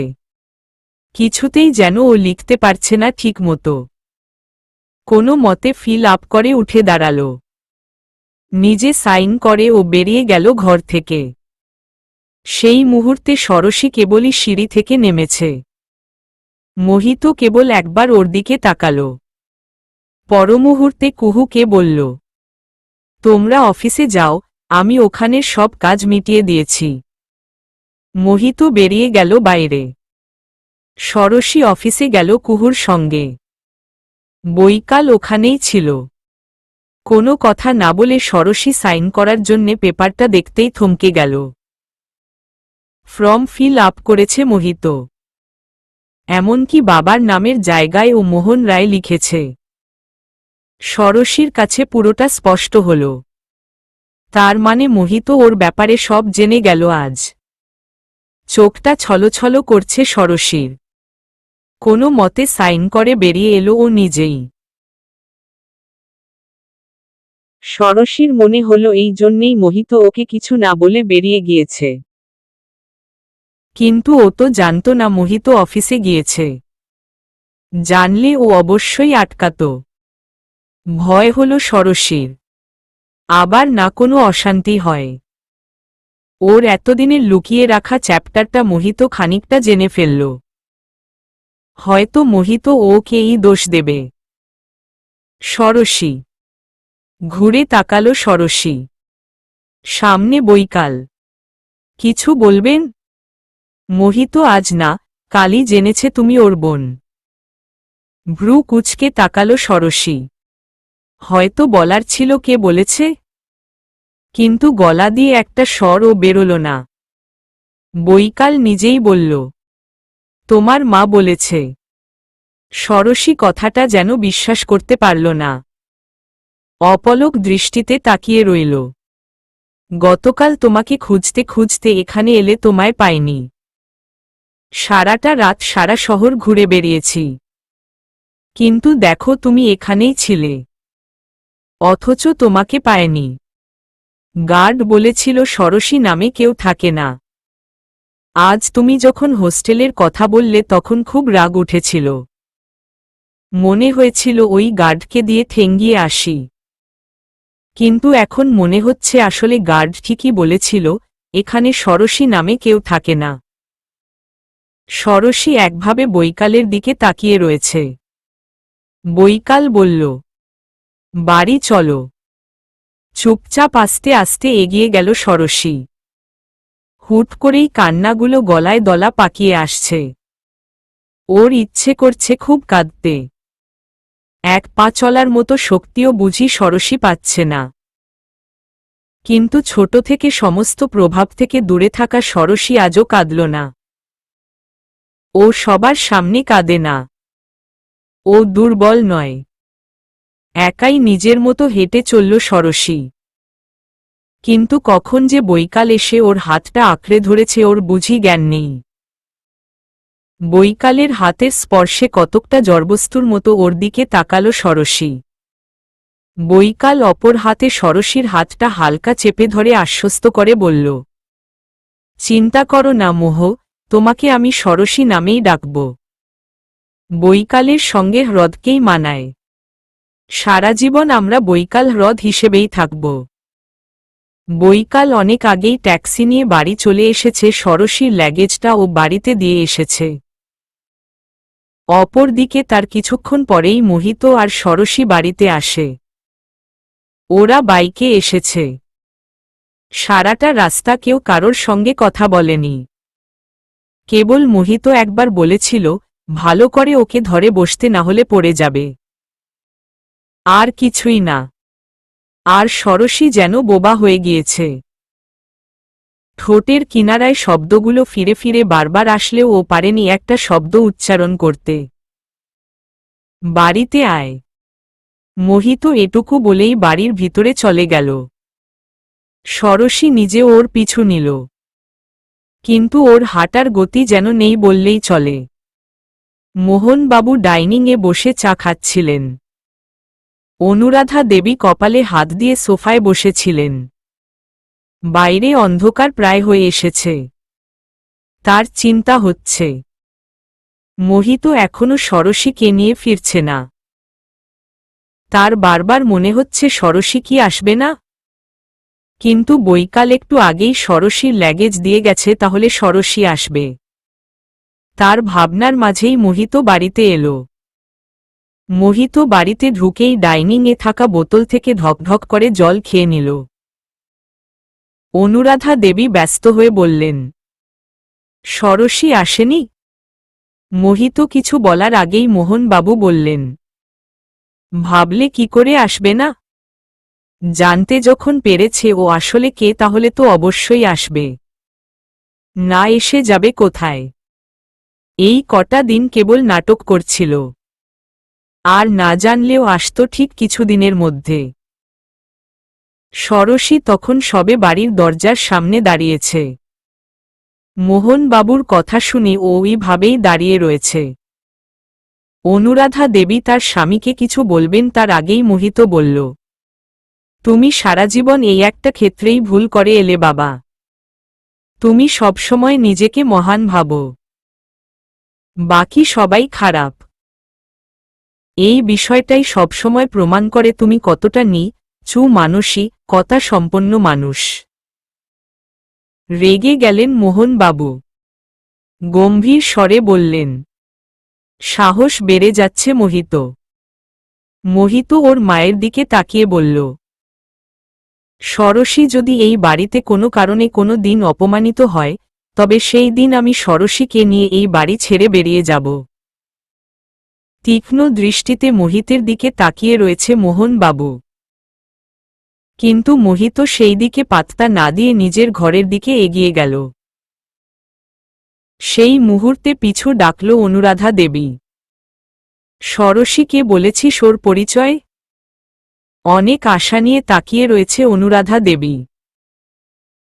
তার মন বারবার বলছে এইবার সে পারবে তার মেয়েকে শক্ত করে জড়িয়ে ধরতে, নিজের কাছে আগলে রাখতে। মোহিত নিজের ঘরের দিকেই এগিয়ে গেল। শুধু বলে গেল, আমিই বোধহয় সেই ব্যক্তি যে ছাড়া সবাই জানে ষোড়শী আমার বোন, এমনকি ষোড়শী নিজেও। থমকে গেলেন অনুরাধা দেবী। অপরদিকে দৃষ্টি নরম হল মোহনবাবুর। দুই জনেরই মনে পড়ল ষোড়শী এতদিন এই বাড়িতে থেকেছে, অথচ ও সব জানে। অনুরাধা দেবীর চোখে জল চলে এলো। ষোড়শী আর দাঁড়াল না, বাইরের দিকে বেরিয়ে যাচ্ছিল। অনুরাধা দেবী দেখতে পেয়ে ওকে ডাকল। ষোড়শী আসছি একটু পরে বলে ছাদের দিকে চলে গেল। আকাশে তখন অন্ধকার নেমে এসেছে। আকাশে আজ চাঁদ দেখা যাচ্ছে।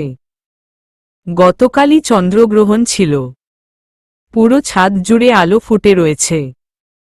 ষোড়শী এসে পদ্মফুলের গামলার কাছে বসল। ধীরে ধীরে চোখ দুটো জলে ভরে উঠল। আজ যেন কিছুতেই কান্না বন্ধ হচ্ছে না।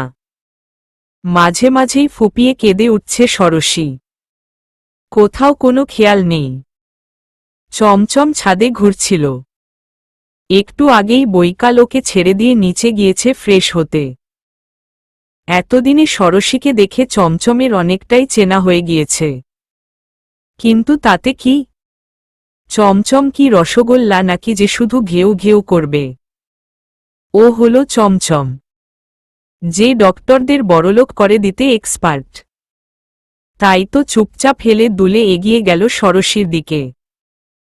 উদ্দেশ্য ষোড়শীকেও নিতে হবে 14টা ইঞ্জেকশন।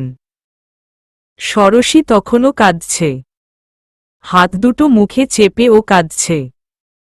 ওর সামনে তখন দাঁড়িয়ে চমচম। ড্যাবড্যাব করে তাকিয়ে রয়েছে ওর দিকে। ষোড়শীর কান্না বুঝি আজ ওই অবুঝ পশুকেও স্পর্শ করল। তাই ষোড়শীর ঠিক পায়ের কাছেই শুয়ে পড়ল চমচম। মুখে যেন ওর মায়া বিরাজ করছে। আজ এক অবুঝ পশু ও ষোড়শীর প্রতি মায়া অনুভব করছে। এইভাবে কতক্ষণ চলে গেল তার হিসাব নেই। সেই সময় ছাদে এলো বৈকাল। ষোড়শী আর চমচমকে দেখে ও ওদের দিকে এগিয়ে গেল। চমচমকে আদর করে ওই জায়গা থেকে তুলে অপর দিকে যেতে ইশারা করল বৈকাল। চমচম ও নিজের মতো ছাদের অন্যদিকে চলে গেল। ষোড়শী তখনও কেঁদে চলেছে। বৈকালেরও খুব খারাপ লাগছে। ও গিয়ে ষোড়শীর পাশে বসে গেল। ষোড়শীর কাঁধে হাত রেখে বলল, খুব কষ্ট হচ্ছে ষোড়শী? আচমকা বৈকালের বুকে মাথা রাখল ষোড়শী। এতক্ষণের শব্দহীন কান্না যেন বৈকালের সংস্পর্শে এসে চিৎকার করে উঠল। বৈকাল পারল না ষোড়শীকে থামাতে, কিংবা থামাতে চাইল না। কাঁদলে যদি সে হালকা হয় হোক না। ষোড়শীর খুশির জন্যে একটা কেন বৈকলের হাজারটা জামা চোখের জলে ভেজাতে পারে ষোড়শী। এই অধিকারটা ষোড়শী আজন্মকালের জন্যেই পেয়েছে। জানালা দিয়ে আসা হাওয়ায় ষোড়শীর অগোছালো চুলগুলো এলোমেলো হয়ে চলেছে। কিছুক্ষণ আগেই গুনগুন করে গান গাইছিল ষোড়শী, কিন্তু হুট করেই ও থেমে গিয়েছে। ষোড়শী জানালার ওপারের জানালায় কারোর অস্তিত্ব অনুভব করেছে ঠিক। কেউ কি তবে ওর দিকে তাকিয়ে? হ্যাঁ, তাকিয়েই তো। ষোড়শী স্পষ্ট বৈকালের ঘরের ড্রেসিং টেবিলের আয়নায় দেখতে পারছে বৈকালকে। বিছানার পাশের সেন্টার টেবিলে হেলান দিয়ে বৈকাল দাঁড়িয়ে রয়েছে। দৃষ্টি ড্রেসিং টেবিলের আয়নার দিকে, যেখানে ষোড়শীর প্রতিবিম্ব ফুটে উঠছে। এতক্ষণ ষোড়শী গান গাইছিল বলে ও ওইভাবে চুপচাপ ওকে দেখছিল। একবারও সাইডে পর্দা সরিয়ে জানালার সামনে আসেনি, কারণ বৈকাল জানে ওকে দেখলেই ষোড়শী সরে যাবে ওখান থেকে। কিন্তু বৈকালকে যে ষোড়শী লুকিয়ে লুকিয়ে দেখতে ছাড়বে না, তা বৈকাল স্পষ্টই জানে। কি করছেন ওখানে? বৈকাল ঘর থেকেই উত্তর দিল। দেখছি। কি? বৈকাল আয়নার দিকে আঙুল দেখিয়ে বলল। ওই যে ওখানে, আমার আয়নাবতীকে। লজ্জা পেয়ে গেল ষোড়শী। মাথাকে এই দিক ওই দিক ঘুরিয়ে বলল, আর কোনো কাজ নেই, যান ওখান থেকে। এইবার হাত বাড়িয়ে জানালার পর্দাটা খানিকটা সরিয়ে ঘুরে বসল বৈকাল। এমনভাবে বসল যে ও খুব ভালোভাবেই ষোড়শীকে দেখতে পাচ্ছে। শুধু ষোড়শীর জন্যে সমস্যা হলো একটু। ষোড়শী জানালার একদম কোণার দিকে সরে গিয়ে দাঁড়াল। বৈকাল ইশারায় নিজের ব্যান্ডেজ করা অর্ধ সেরে ওঠা ভাঙ্গা হাত দেখিয়ে বলল, কাজ তো অনেক আছে, কিন্তু হাতের জন্যে সম্ভব হচ্ছে না। এক হাতে তো কাজ সম্ভবই হচ্ছে না। এখন কিছুদিন তাই রেস্ট আছি, কিছুদিন গেলেই ঠিক হয়ে যাবে। দীর্ঘশ্বাস ফেলল ষোড়শী। বৈকালকে দেখলেই ষোড়শীর কষ্ট হয়। ষোড়শী মনে করে কিছুটা ওর জন্যে হলেও আজ বৈকালের এই অবস্থা। আজকে এত তাড়াতাড়ি স্নান করে ফেলেছ কেন ষোড়শী? নিজের ভেজা চুলগুলো একটু ঘেঁটে দিল ষোড়শী। বলল, ইচ্ছে হল। তখনই ষোড়শী খেয়াল করল বৈকালের পরনে কাল সন্ধ্যার পোশাক এখনো রয়েছে। ভারী অবাকই হল ষোড়শী। গত সন্ধ্যায় কেঁদে কেঁদে চোখের জল, নাকের জল সবেই জামাতেই পড়েছে। জামাটা চেঞ্জ করেননি কেন? মুখটা কিউট করে বৈকাল গালে হাত দিয়ে বলল, দিনে বারবার জামা চেঞ্জ করতে একদম ভালো লাগে না। সে যদি বউ থাকত তবে অন্য ব্যাপার। সে প্রতিদিন আমাকে জামা পরিয়ে দিত, খাইয়ে দিত, পরে হাত ধরে স্কুলেও দিয়ে আসত বলুন। ড্যাশ ড্যাশ দাড়ি। ভ্রু কুচকে বলল ষোড়শী। বৈকাল সরে এলো জানালার কাছে। চোখ দুটো গোল গোল করে বলল, স্কুলেও দিয়ে আসত, তবে আমাদের বাবুকে।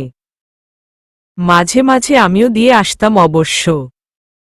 তপ্ত শ্বাস ফেলল ষোড়শী। একটা মানুষ যে কিভাবে এমন নির্লজ্জ হয় কে জানে। ষোড়শীর ভাবভঙ্গি দেখে বৈকাল চোখ মেলে বলল, উহু, একদিন বাবা আর একদিন মা স্কুলে দিয়ে আসে। চিন্তা করো না, আমরা দুজনে একসঙ্গে বাবুকে স্কুলে দিয়ে আসব। থমকে দাঁড়িয়ে রইল ষোড়শী।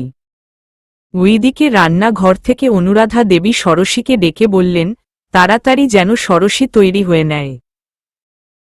বৈকাল মুচকি হেসে জানালায় হেলে পড়ে বলল, কি ব্যাপার ষোড়শী, তোমাদের বাড়িতে আজ এত হইহল্লা কেন?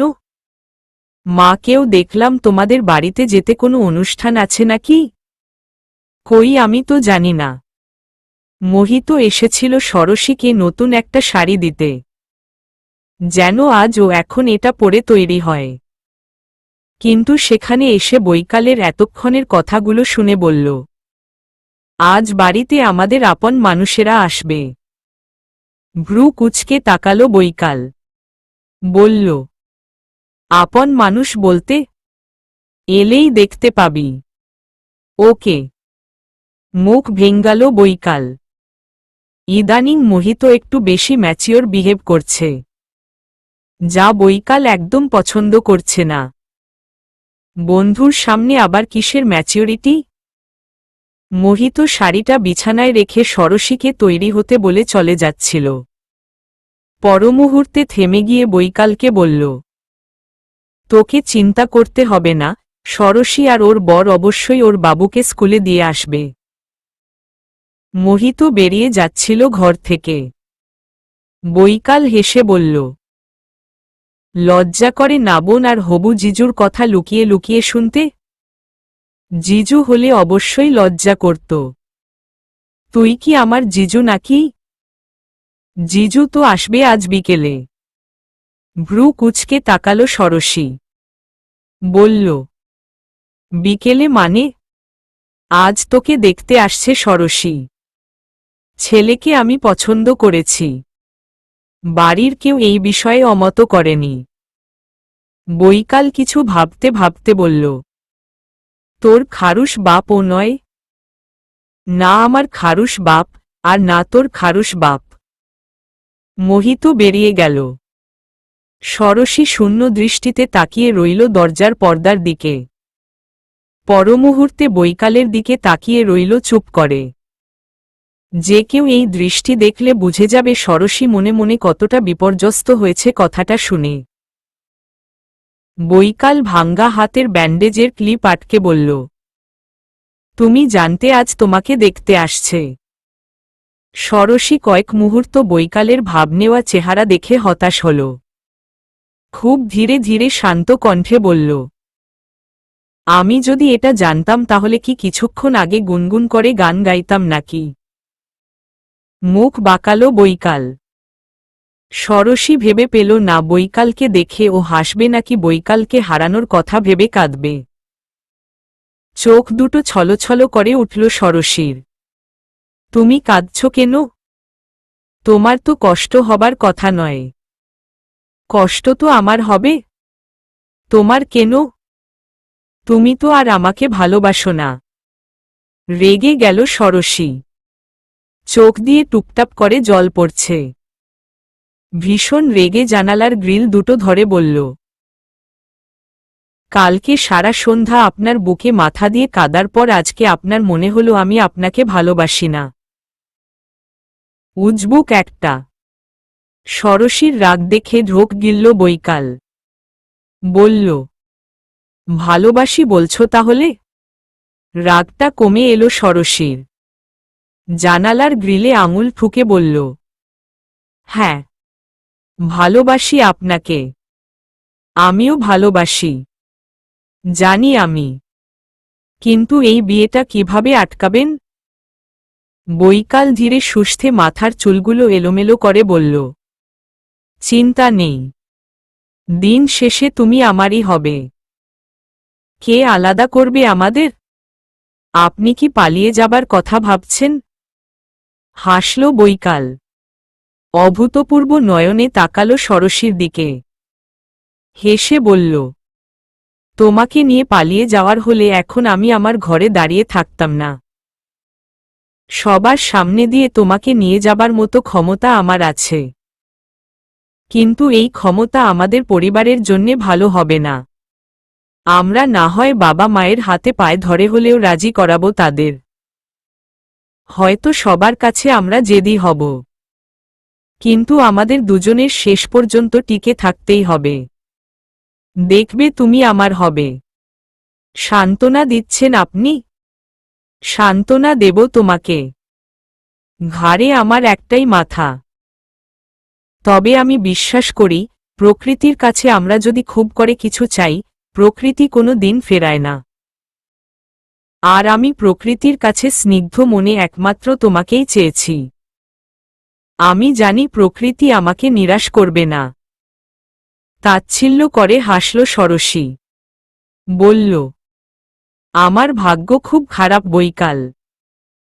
সুখ সওয়ার কথা ছেড়ে দিলাম, সুখ তো আমার কাছেই আসে না। তোমার ভাগ্যের জোরেই আমরা এক হব দেখে নিও। তোমার এত দিনের কষ্টগুলো আনন্দ হয়ে তোমার ভালোর ঝুলিতে জমা হচ্ছে ষোড়শী। আমিও সেই ঝুলিতে স্থান পাওয়ার মতোই কেউ। দুজনেই কিছুক্ষণ নীরবে দাঁড়িয়ে রইল।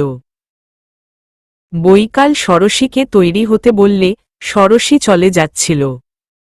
পিছু ডেকে বৈকাল বলল, তোমার ভাগ্য, আমার বিশ্বাস, সব দার্শনিক কথাবার্তা। আসলে কি জানো আমার বন্ধু আমাদের আলাদা করার কথাই ভাবেনি। এতগুলো বছরে ওর কখন খুশি, কখন দুঃখে থাকার মুহূর্ত যদি বুঝতে পারি ওর মিথ্যে বলে আমাদের সারপ্রাইজ করার প্ল্যান আর বুঝতে পারব না। পিছন ফিরল ষোড়শী। বৈকাল ওর দিকেই তাকিয়ে। সেই মুহূর্তে নিঃশব্দে ঘরে প্রবেশ করল মোহিত। বৈকাল যে ওকে এতটা বিশ্বাস করে, এতটা চেনে তা ভাবতে পারেনি মোহিত। বাইরে দাঁড়িয়ে ওদের সব কথাই শুনেছে মোহিত। আসলে ও মজা করছিল ওদের সঙ্গে, তাই তো লুকিয়ে ওদের রিয়াকশন বোঝার চেষ্টা করছিল। বৈকাল ইশারায় ষোড়শীকে পিছন ফিরতে বলল। ষোড়শী দেখল মোহিত ওদের দেখে হাসছে। জীবনে এই প্রথম বোধহয় ষোড়শী এত খুশি হল। ছুটে গিয়ে মোহিতকে জড়িয়ে ধরে কেঁদে উঠল। মোহিত এক হাতে ষোড়শীকে আগলে বলল, আমার জামাটা অন্তত চোখের জলে নাকের জলে করে দিস না। আমাকে বেরোতে হবে। মেজো কাকা, কাকিমা আর নিখিলেশ আসছে। ওদের আনতে যাব। ওরা এলেই আপনাদের বিয়ের ঠিক করে রাখব আপাতত। বৈকাল হাসছে ওদের দুই ভাইবোনকে দেখে, আর নিজের বিশ্বাস জিতে যাওয়াতে। মোহিত ওর দিকে তাকিয়ে বলল, চলবে তো? ষোড়শী ও বৈকাল একসঙ্গে বলে উঠল, দৌড়াবে। তিনতলার ফ্লোরের একদম কোণার ঘরে বাইরের জগতের এত শত আনন্দ, দুঃখ, হতাশা, প্রিয়জনকে হারিয়ে ফেলার কিংবা প্রিয়কে পুনরায় নিজেদের সঙ্গে করে ফিরিয়ে নিয়ে যাওয়ার কোনো অনুভূতি এই কোণার 22 নম্বর ঘরে প্রবেশ করে না। তাই বোধহয় আজ অবধি যত মানুষ এই ঘরে এসেছে সকলেই এই ঘরটা পছন্দ করেছে। নিজের বাড়ির চেয়েও এই ঘরটা যেন সকলের কাছেই প্রিয় হয়ে রয়েছে। ডক্টর রিধিমা যখন 22বিতে চেকআপে এলেন তখন বসন্তের বিকেল। পশ্চিমের সাদা কাচের খোলা জানালা দিয়ে তখন হু হু করে বাতাস এসে ভরে দিচ্ছে ঘরটা। অস্ত যাওয়া সূর্যের ছটা তখন সারা ঘরে ভরে দিয়েছে যেন স্বর্ণাভ বর্ণ। ঘরটার মাঝ বরাবর বেডে বসে থাকা মেয়েটার হাসিকে ফুটিয়ে তুলেছে যেন। ঠিক তার পাশেই একটা টুলে বসে রয়েছে মেয়েটার দায়িত্বরত নার্স। দুজনেই খোশ গল্পে মেতে রয়েছে।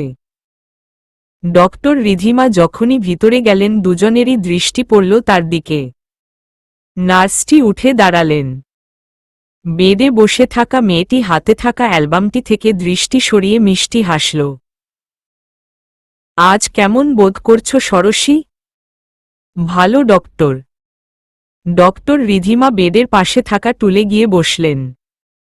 নার্সের এগিয়ে দেওয়া রিপোর্ট ফাইলটা মনোযোগ সহকারে দেখলেন। আজ কি শ্বাসকষ্ট হচ্ছিল ষোড়শী? না, আজ ঠিক আছি। ষোড়শীর হাতের পালস চেক করলেন ডক্টর। জানতে চাইলেন, আজ কি বেবি কিক করেছিল? ষোড়শী উৎফুল্ল হয়ে বলে উঠল, আমি ভালো হয়ে গেছি ডক্টর।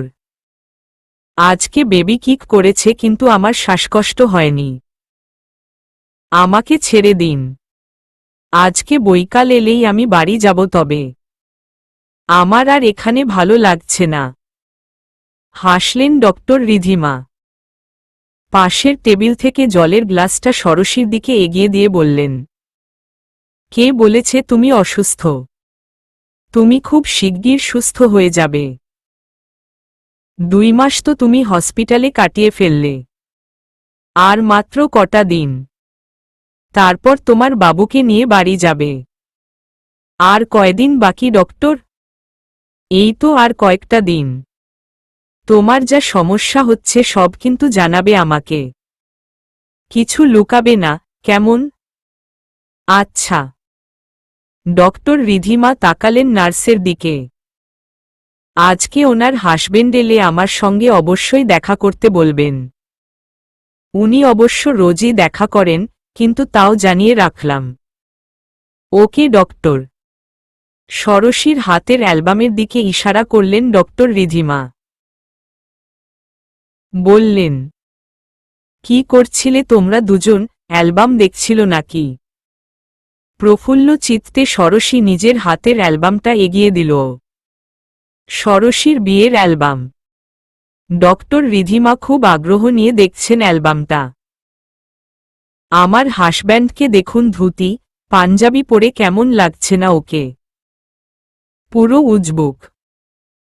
জানেন, ও তো ধুতি পরতেই চায়নি বিয়েতে। আমি কত ঝগড়া করে তবে ওকে বাধ্য করেছি। পুরো বাচ্চা বাচ্চা লাগছে না ওকে? দেখে মনে হবে ছোট বাচ্চা বিয়ে করতে এসেছে। হা হা। ষড়শীর হাসির সঙ্গে ডক্টর রিধিমা ও নার্সও হেসে উঠল। শুধু তোমার বরকে না, তোমাকেও বাচ্চা লাগছে। লজ্জা পেল ষড়শী। বৈকাল আর ওর শুভ দৃষ্টির ছবি দেখিয়ে বলল, জানেন, ও শুভ দৃষ্টির সময় আমাকে চোখ মেরেছিল। বৈকাল প্রচুর দুষ্টু ছিল, খালি আমার সঙ্গে ঝগড়া করত। ডক্টর রিধিমা হাসতে হাসতে বলল, ওনাকে দেখলে বোঝা যায় না উনি ঝগড়া করতে পারেন। ষড়শী মুখটা কালো করে ফেলল, তবুও নামমাত্র হাসি ফুটিয়ে বলল, হ্যাঁ, মনে হয় না এখন। গত 2 মাসে ও না কেমন যেন হয়ে গেছে। আগের মতো হাসে না, ঝগড়াও করে না। জানেন, ও না আমাদের আলাপের পর থেকে সবসময় আমার সঙ্গে চিপে থাকত। আমার পিছনে না লাগলে ওর তো দিনই যেত না। আমরা ঝগড়া করতাম কিন্তু তা কোনো দিন সিরিয়াস পর্যায়ে যায়নি। ও আমাকে সবসময় আগলে রেখেছে। কিন্তু এই 2টা মাসে তো আমাকে ছাড়ছে পর্যন্ত না। অর্ধেক দিনই কলেজ যায় না, এই কেবিনের বাইরে বসে থাকে। আমি ঘুমোলে তবে ভিতরে আসে। জানেন, ওকে বুঝিয়ে ও পারছি না যে আমি সুস্থ হয়ে গেছি। ও তো শোনেই না কিছু। আপনি একটু বলবেন তো ওকে? ডক্টর হাসেন, মনে মনে বলেন, প্রিয় মানুষেরা এমনি হয়। যাদের হারিয়ে ফেলার ভয় থাকে তারা যে কোনো কিছুতেই শান্তি পায় না। সারাটা ক্ষণ অপেক্ষায় থাকে কখন প্রিয় মানুষটা সুস্থ হবে, কখন আর তাকে হারানোর ভয় থাকবে না। উঠে দাঁড়ালেন ডক্টর রিধিমা, চোখের কোণার জলটা মুছলেন। অন্য পেশেন্টকে দেখার জন্যে তিনি বেরিয়ে গেলেন। কিন্তু তার মন পড়ে রইল এই 3তলার 22B কোণার ঘরটায়। যেদিন থেকে তিনি ডক্টর হয়েছেন তার দিনের 20 ঘণ্টা হসপিটালেই কাটে। কত মানুষের হাহাকার দেখেছেন নিজের চোখে। একটা অপারেশনে ফেল হলে নিজে কেঁদে ফেলেছেন। কখনো মানতে পারেননি হারিয়ে ফেলাটা। তবে একসময় সব সয় গিয়েছে। হারিয়ে যাওয়া মানিয়ে নিয়েছে। নিজেকে মাঝে মাঝে তার পাথর মনে হয়েছে, যেন অনুভূতিহীন নির্জীব কেউ। কতদিন তার চোখে জল আসেনি। আজ অনেকদিন পর তার চোখের কোনো অজলের রেখা দেখা গেল। এমন ভালোবাসা তিনি বুঝি আর কোথাও দেখেননি। হয়তো বা দেখেছেন, কিন্তু আজ কাল এই 22B কেবিনের ঘরটা দেখলেই তার কষ্ট হয়। কেবিনের বাইরে বসে থাকা বৈকাল নামক ছেলেটা কিংবা সেই পরিবারের মানুষগুলোকে দেখলে তার কষ্ট হয়। জানেন না তিনি অপারেশন থিয়েটারে কি হবে। তার হাতে যে কিছুই নেই। আচ্ছা ষড়শী, তুমি এতদিন এখানে আছো, আমার কোনো দিন জানা হয়নি। তোমার কত বছর বিয়ে হয়েছে? নার্সের মাথার সাদা কাপড়ের দিকে তাকালো ষড়শী। এক গাল হাসি ফুটে উঠেছে তার মুখে। হাতের আঙুলে 5টা আঙ্গুল বুঝিয়ে বলল, 5 বছর প্রেমের পর এই 3 বছর হবে কাল আমাদের বিয়ের। ও মা, কাল তবে তোমাদের অ্যানিভার্সারি যে। লজ্জা পেল ষড়শী। শ্বাসের গতি বাড়ল। কিছু চেয়েও আর বলল না। ঝিমিয়ে বসে রইল চুপ করে।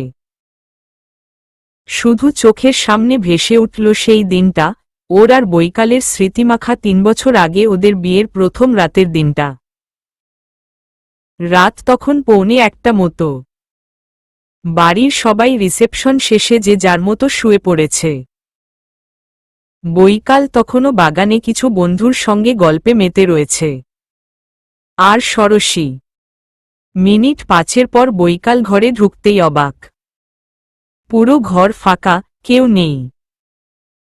কেবল স্নিগ্ধ হাওয়ায় ঘরের ডেকোরেট করা বৈকালের ডিজাইন করা কিছু শাড়ি লাগামহীন দুলে চলেছে। কিন্তু কোথাও ষোড়শী নেই। বৈকালের উচিত ছিল ঘাবড়ানো কিংবা চিন্তা করার, কিন্তু ওর মধ্যে সেই সব কিছুই দেখা গেল না। ধীরে সুস্থে ঘর থেকে বেরিয়ে ঘরের দরজাটা হালকা করে ভেজিয়ে দিয়ে বেরিয়ে এলো। দোতলায় ঘর বলতে 3টে। একটা ওদের, একটা এলার আর একটা এমনি খালি পড়ে থাকে। এলার রুমে আজ ওর বয়সী ছোট ছোট মেয়েরা শুয়ে পড়েছে। ওপর ঘরটা বন্ধই রয়েছে। অনেক অতিথি যেহেতু বাড়ি চলে গিয়েছে তাই এই রুমের আর প্রয়োজন হয়নি। তাই কি মনে করে বৈকাল ওই ঘরের দিকেই গেল। ঘরের দরজায় হাত দেবার আগেই সিঁড়ির দিক থেকে নূপুরের ছনছন শব্দ কানে ভেসে এলো। গভীর শ্বাস ফেলল বৈকাল। আপন মনে হেসে ও ছাদের দিকে এগিয়ে গেল। গোটা ছাদে আলোয় আলোকিত, কিন্তু কেউই নেই সেখানে। তাই আর ছাদে গেল না বৈকাল। চারিদিকে জুঁই ফুলের গন্ধে ম করছে। বৈকাল ওইখানেই সিঁড়িতে দেওয়ালে হেলান দিয়ে দাঁড়িয়ে রইল।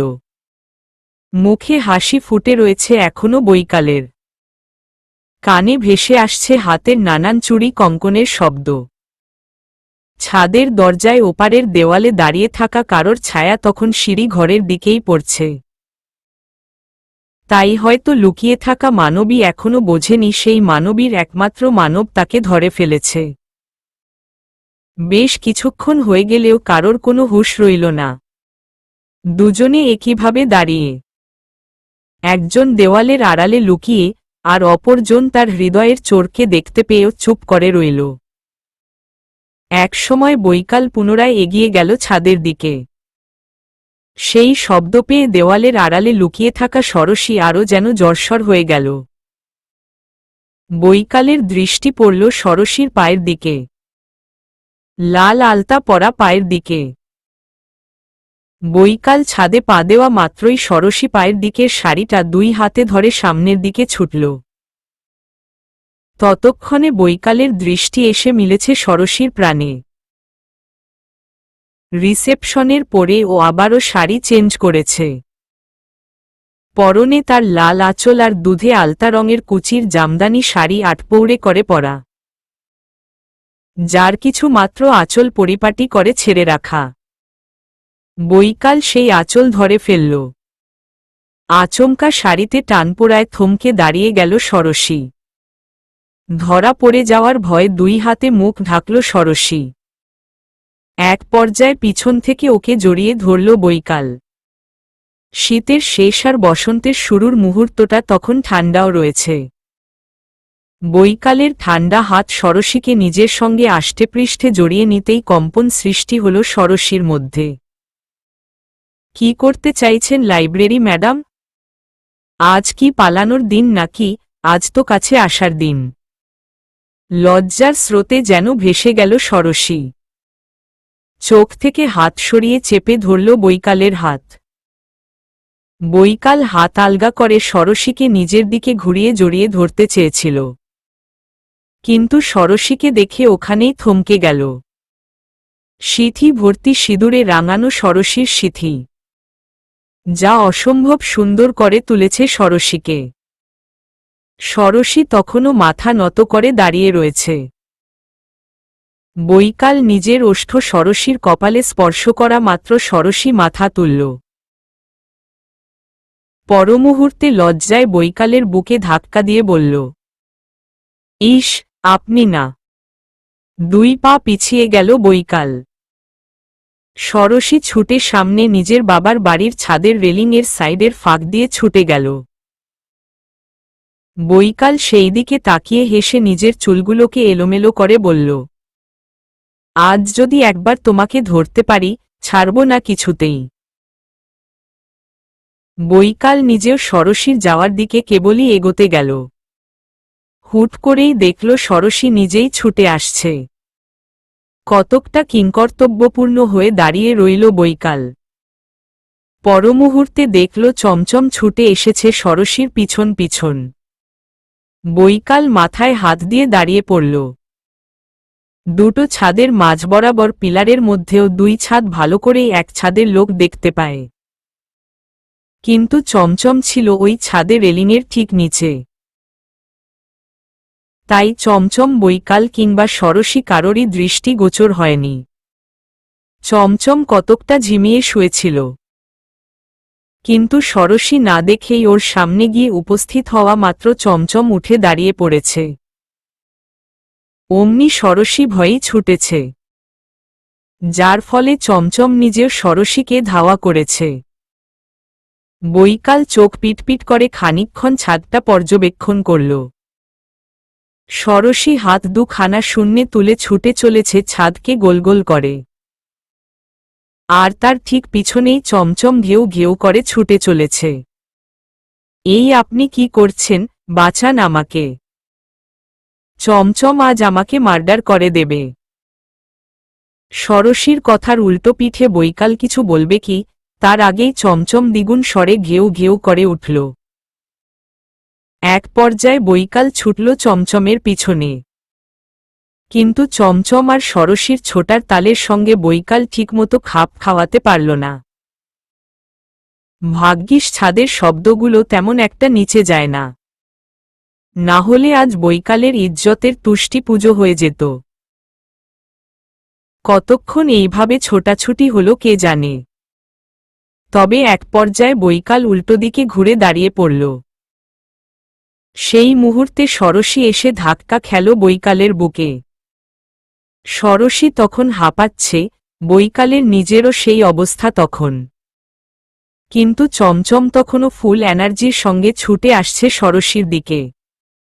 বৈকাল চটজলদি কোলে তুলে নিল ষড়শীকে। চমচম ছুটে এসে দুই পা তুলে ষড়শীর আঁচল টানতে লাগল। ভয়েই জান যাচ্ছে তখন ষড়শীর। বৈকালকে দুই হাতে শক্ত করে চেপে ধরে বৈকালের বুকে নিজের মাথা গুজে দিল। হাঁপাতে হাঁপাতে বলল, বাঁচাও, বাঁচাও, এইবার আমি শেষ।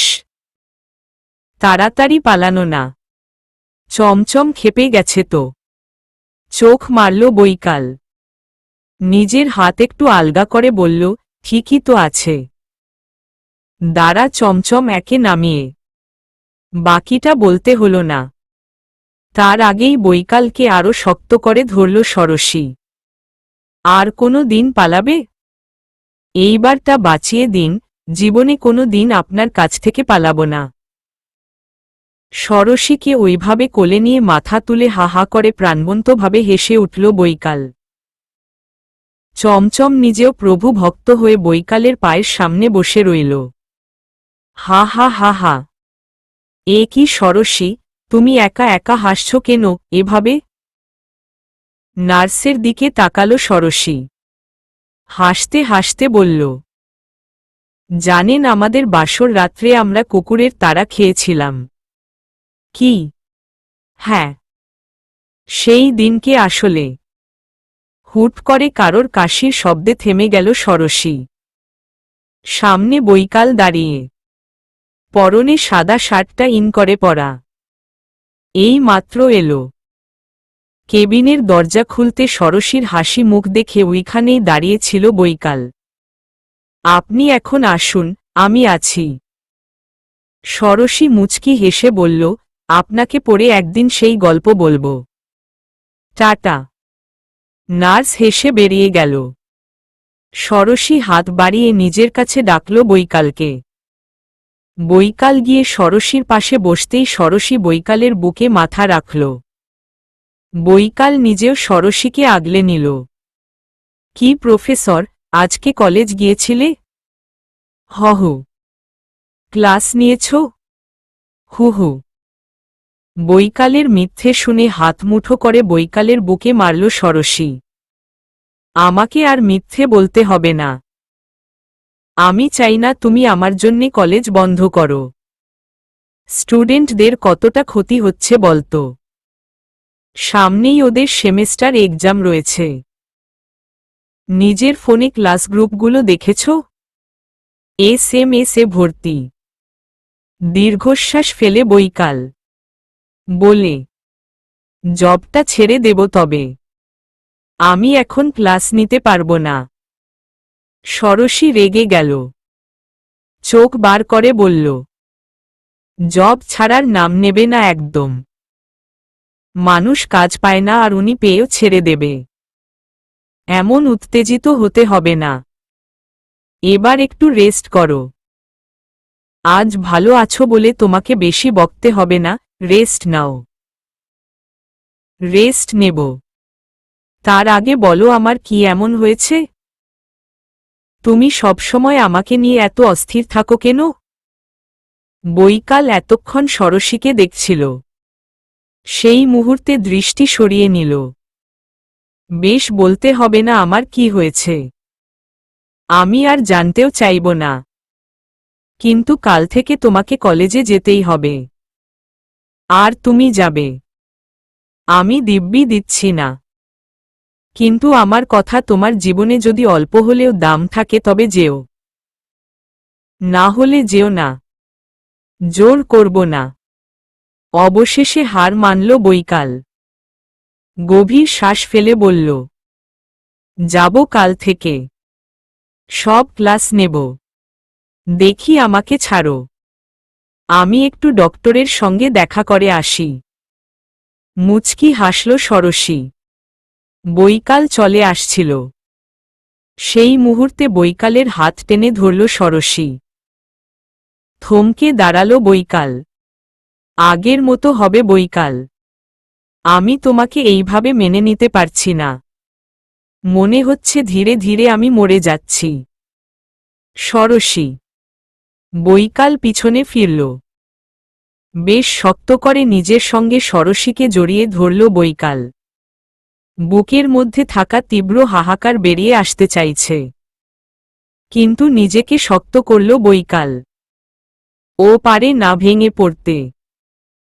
গতকাল ডক্টরের সঙ্গে বৈকালের দেখা করার কথা থাকলেও শেষ মুহূর্তে দেখা হয়নি। ডক্টর রিধিমা কিছু কারণে নিজের বাড়ি গিয়েছিলেন। তাই আজ বৈকাল এসেছে ওনার সঙ্গে ষোড়শীর বিষয়ে কথা বলতে। আমি ষোড়শীর মেডিকেল হিস্ট্রি চেক করে যা বুঝলাম ওর ছোট বয়সেই 2 বার নিউমোনিয়া হয়েছে। 1-1.5 মাস বয়সে আর একবার 5 বছর বয়সে। সেটা ঠিক হয়েছে যেহেতু ষোড়শীর ঠিকমতো চেক আপ হয়েছে, কিন্তু এখন আবার নিউমোনিয়া, এটা অবশ্যই দুশ্চিন্তার। ষোড়শী একা হলে ঠিক ছিল, কিন্তু ও এখন প্রেগনেন্ট। দীর্ঘশ্বাস ফেলে বৈকাল ষোড়শীর মেডিকেল ফাইলটা শক্ত করে ধরে। ডক্টর রিধিতা পুনরায় বলেন, ষোড়শীকে কিন্তু আর এইভাবে ফেলে রাখলে চলবে না। যে কোনো মুহূর্তে যা কিছু হয়ে যেতে পারে। আমি চাইছি এই সপ্তাহের মধ্যেই অপারেশনটা করে ফেলতে। ষোড়শীকে সুস্থ করতে আপনাদের যা করার মনে হয় আপনারা করুন। শুধু ওকে সুস্থ করে দিন। আমরা আমাদের যথাসম্ভব চেষ্টা করব। কিন্তু এক্ষেত্রে মা এবং বাচ্চা দুজনেরই ঝুঁকি রয়ে যাচ্ছে। আর সবকিছু ঠিক থাকলেও হয়তো জন্মের পর বেবি নিউমোনিয়া আক্রান্ত হয়ে জন্মাতে পারে। সব দিক দিয়েই একটা কিন্তু থেকে যাচ্ছে। এখন আপনাকে শক্ত হতে হবে। আমি বলবো একটা মানসিক প্রস্তুতি নেওয়াটাই বেটার। বৈকাল শূন্য দৃষ্টিতে তাকিয়ে রইল। ডক্টর রিখিয়া হাতের ঘড়িতে সময় দেখে বললেন, আমাকে এবার যেতে হবে। একটা ওটি রয়েছে। বৈকাল একইভাবে বসে রইল। ডক্টরের কথার পরিবর্তে সে কিছুই বলল না। পরাজিত সৈনিকের ন্যায় বসে রইল। কেবলই ঠোঁট দুখানা কেঁপে উঠল। বোধ করি কিছু একটা বলতে চাইল। মিস্টার সান্যাল, আপনি কি আর কিছু বলবেন? মাথা নত করে আকাশ পাতাল ভাবতে থাকা বৈকাল বহু কষ্টে কেবল বলল, আমার শুধু ষোড়শীকে চাই। আপনি ওকে যেভাবে পারেন ঠিক করে দিন। আমি জীবনে বাবা ডাক না শুনেও থাকতে পারব, কিন্তু ওকে ছাড়া এক মুহূর্ত পারব না। উদ্ভ্রান্তের মতো ছুটে বেরিয়ে গেল বৈকাল। বুকের বাম পাশে এক অসহ্য যন্ত্রণা যেন ওকে ঘিরে ধরেছে। কোনো দিনও তো এই কষ্ট ওর হয়নি। তবে আজ কেন? ষোড়শীকে হারিয়ে ফেলবে বলে? নাকি এতগুলো দিন যে নিজে সর্বদা বলেছে, খুব সহজেই আমি ষোড়শীকে নিজের জীবনে পেয়েছি এর জন্যে? হ্যাঁ, বৈকাল প্রতিনিয়ত এটাই ভাবে। তাই কি সৃষ্টিকর্তা ওর থেকে ষোড়শীকে কেড়ে নিতে চাইছে? কিন্তু ও তো কোনো দিন ষোড়শীকে কোনোভাবে কষ্ট দেয়নি। না, সহজে পাওয়া নিজের জীবনের মানুষটাকে অবহেলা করেছে। তবে কেন এই পরিস্থিতি ওর জীবনেই এলো? আমাকে কেমন লাগছে মোহিতদা? মোহিত গিয়ে ষোড়শীর সামনে দাঁড়িয়ে ওর কপালে হাত দিয়ে বলল, আমার বোনকে আজ খুব খুব সুন্দর লাগছে। মুচকি হাসল ষোড়শী। বৈশালী ফল কাটতে কাটতে বলল, আমি বললাম যখন তোমাকে খুব ভালো লাগছে তখন তো বললে, আমি বললে হবে না? কিন্তু দাদা যেই বলল, অমনি হাসি। বৌদি বুঝি পর? তুমি পর কেন হবে? তুমি হলে আমার দাদার একমাত্র বউ। আসলে আমি না আমার বিয়ের দিনের কথা ভাবছি। তোমাদের মনে আছে, ঠিক এমনি এক গোধূলিতে আমার আর বৈকালের বিয়ে হয়েছিল। মনে হচ্ছে এই তো সেই দিনকার কথা। কিন্তু দেখো, দেখতে দেখতে 3 বছর কেটে গিয়েছে। ষোড়শীকে খুশি দেখে মোহিত এবং বৈশালীর খুব ভালো লাগল। কিন্তু ওরা খুব ভালোভাবেই বুঝতে পারল ষোড়শী হাঁফিয়ে যাচ্ছে মাঝে মাঝে। আচ্ছা মোহিত দা, মৌলিকে নিয়ে এলে না কেন? ওকে কতদিন দেখিনি বলতো? এলারও তো বোর্ড এক্সাম চলছে, ও তো আসছে না। রোজ ফোন করে বৈকালের নামে নালিশ দিচ্ছে ওকে এখানে আসতে দিচ্ছে না বলে। মোহিত সেই সংক্রান্ত কিছুই বলল না। চুপ করে ষোড়শীকে পর্যবেক্ষণ করল। বৈকাল এসে যখন ষোড়শীর কেবিনে পৌঁছাল, বাড়ির সবাই এমনি ধীর গতি, রবি সকলেই কেবিনেই বাইরে দাঁড়িয়ে। ইচ্ছে করেই কেউ কেবিনে যায়নি। প্রতিবারে তারা এটাই করে। ডক্টরের স্ট্রিক্টলি বারণ আছে। এই সময় ষোড়শী বাড়ির লোকদের দেখলে একটু বেশি এক্সাইটেড হয়ে পড়বে। তাই কেউ আর ষোড়শীর কাছে খুব একটা যায় না, বাইরেই বসে থাকে। মাঝে মাঝে কেউ কেউ গেলেও যায় না, কেবল মোহন বাবু।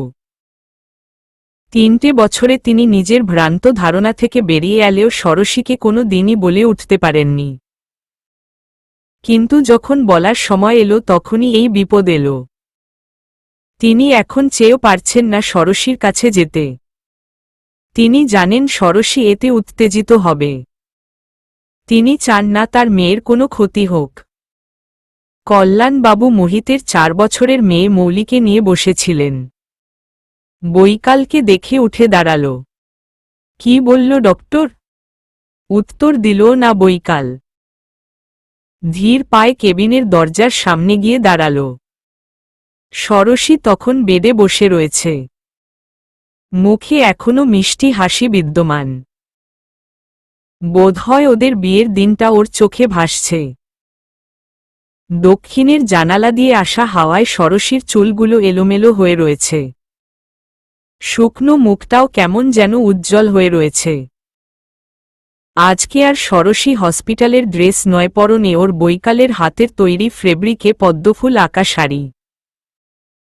অনেকদিন পর শাড়ি পরেছে ও। বৈকাল ওখানেই থমকে দাঁড়িয়ে রইল। চোখের সামনে হাজারো স্মৃতি ভেসে উঠল। মনে এলো কিছুক্ষণ আগের কথাগুলো।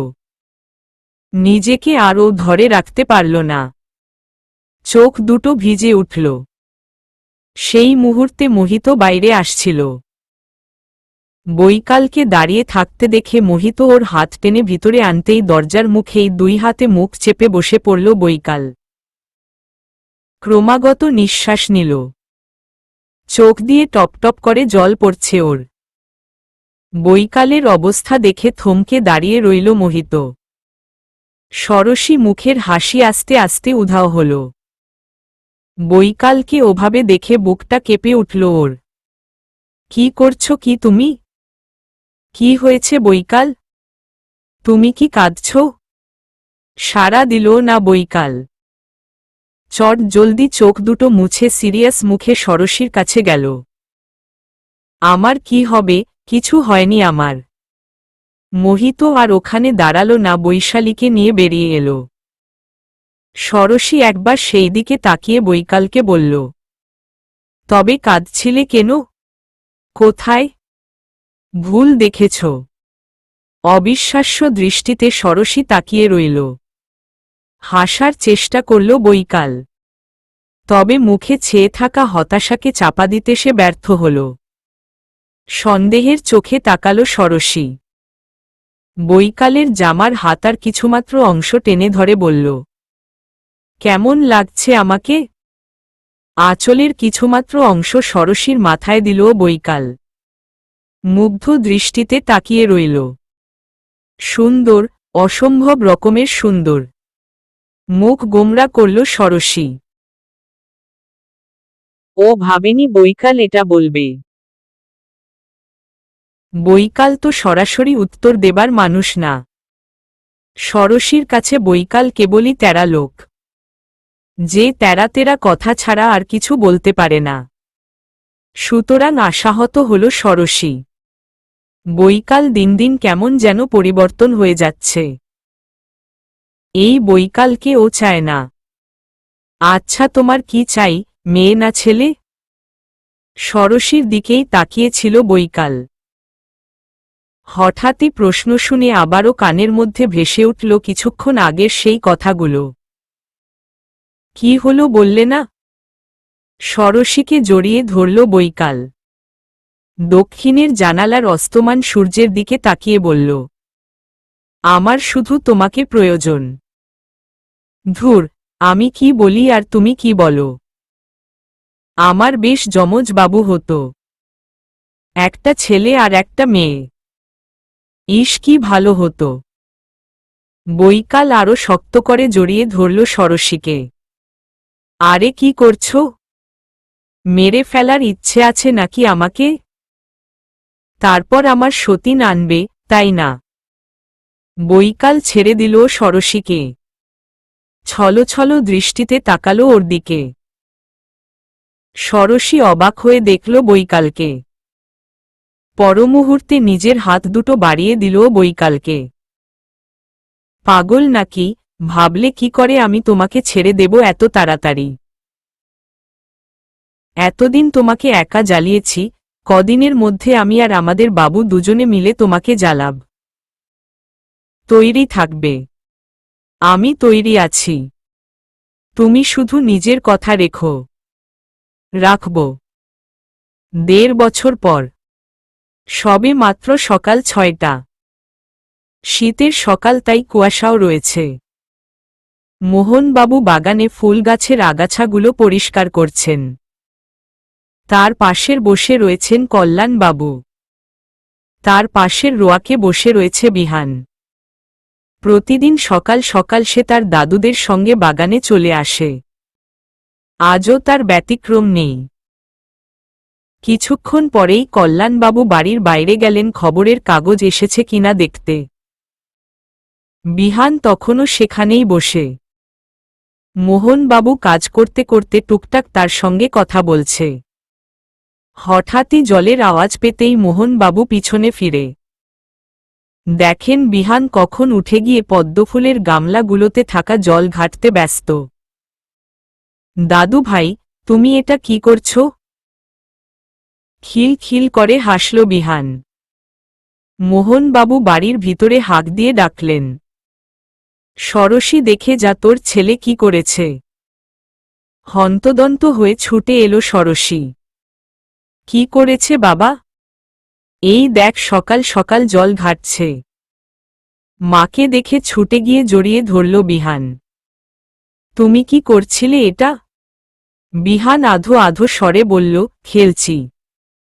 বাড়ির ভিতর থেকে বেরিয়ে এলো বৈকাল।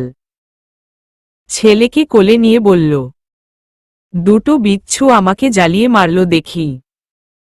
চোখ ছোট ছোট করে তাকালো ষোড়শী। তুমি দুটো বিচ্ছু কাকে বললে? কেন তোমাকে আর আমাদের ছেলেকে? কি আমি বিচ্ছু? তা নয়তো কি? তোমারই তো গুণ এই জল ঘাটা। ছেলেও পুরো মায়ের কপি। তুমি কিন্তু। মোহনবাবু ওদের মাঝে ঝগড়া থামিয়ে তার নাতিকে কোলে নিয়ে বললেন, তোরা দুজন ঝগড়া কর, আমরা গেলাম। ষোড়শী ছেলের মাথার টুপিটা ভালো করে দেখে নিতেই মোহনবাবু নাতিকে নিয়ে নিজের বাড়িতে গেলেন। ষোড়শী বাবার দিকে তাকিয়ে মুচকি হাসল।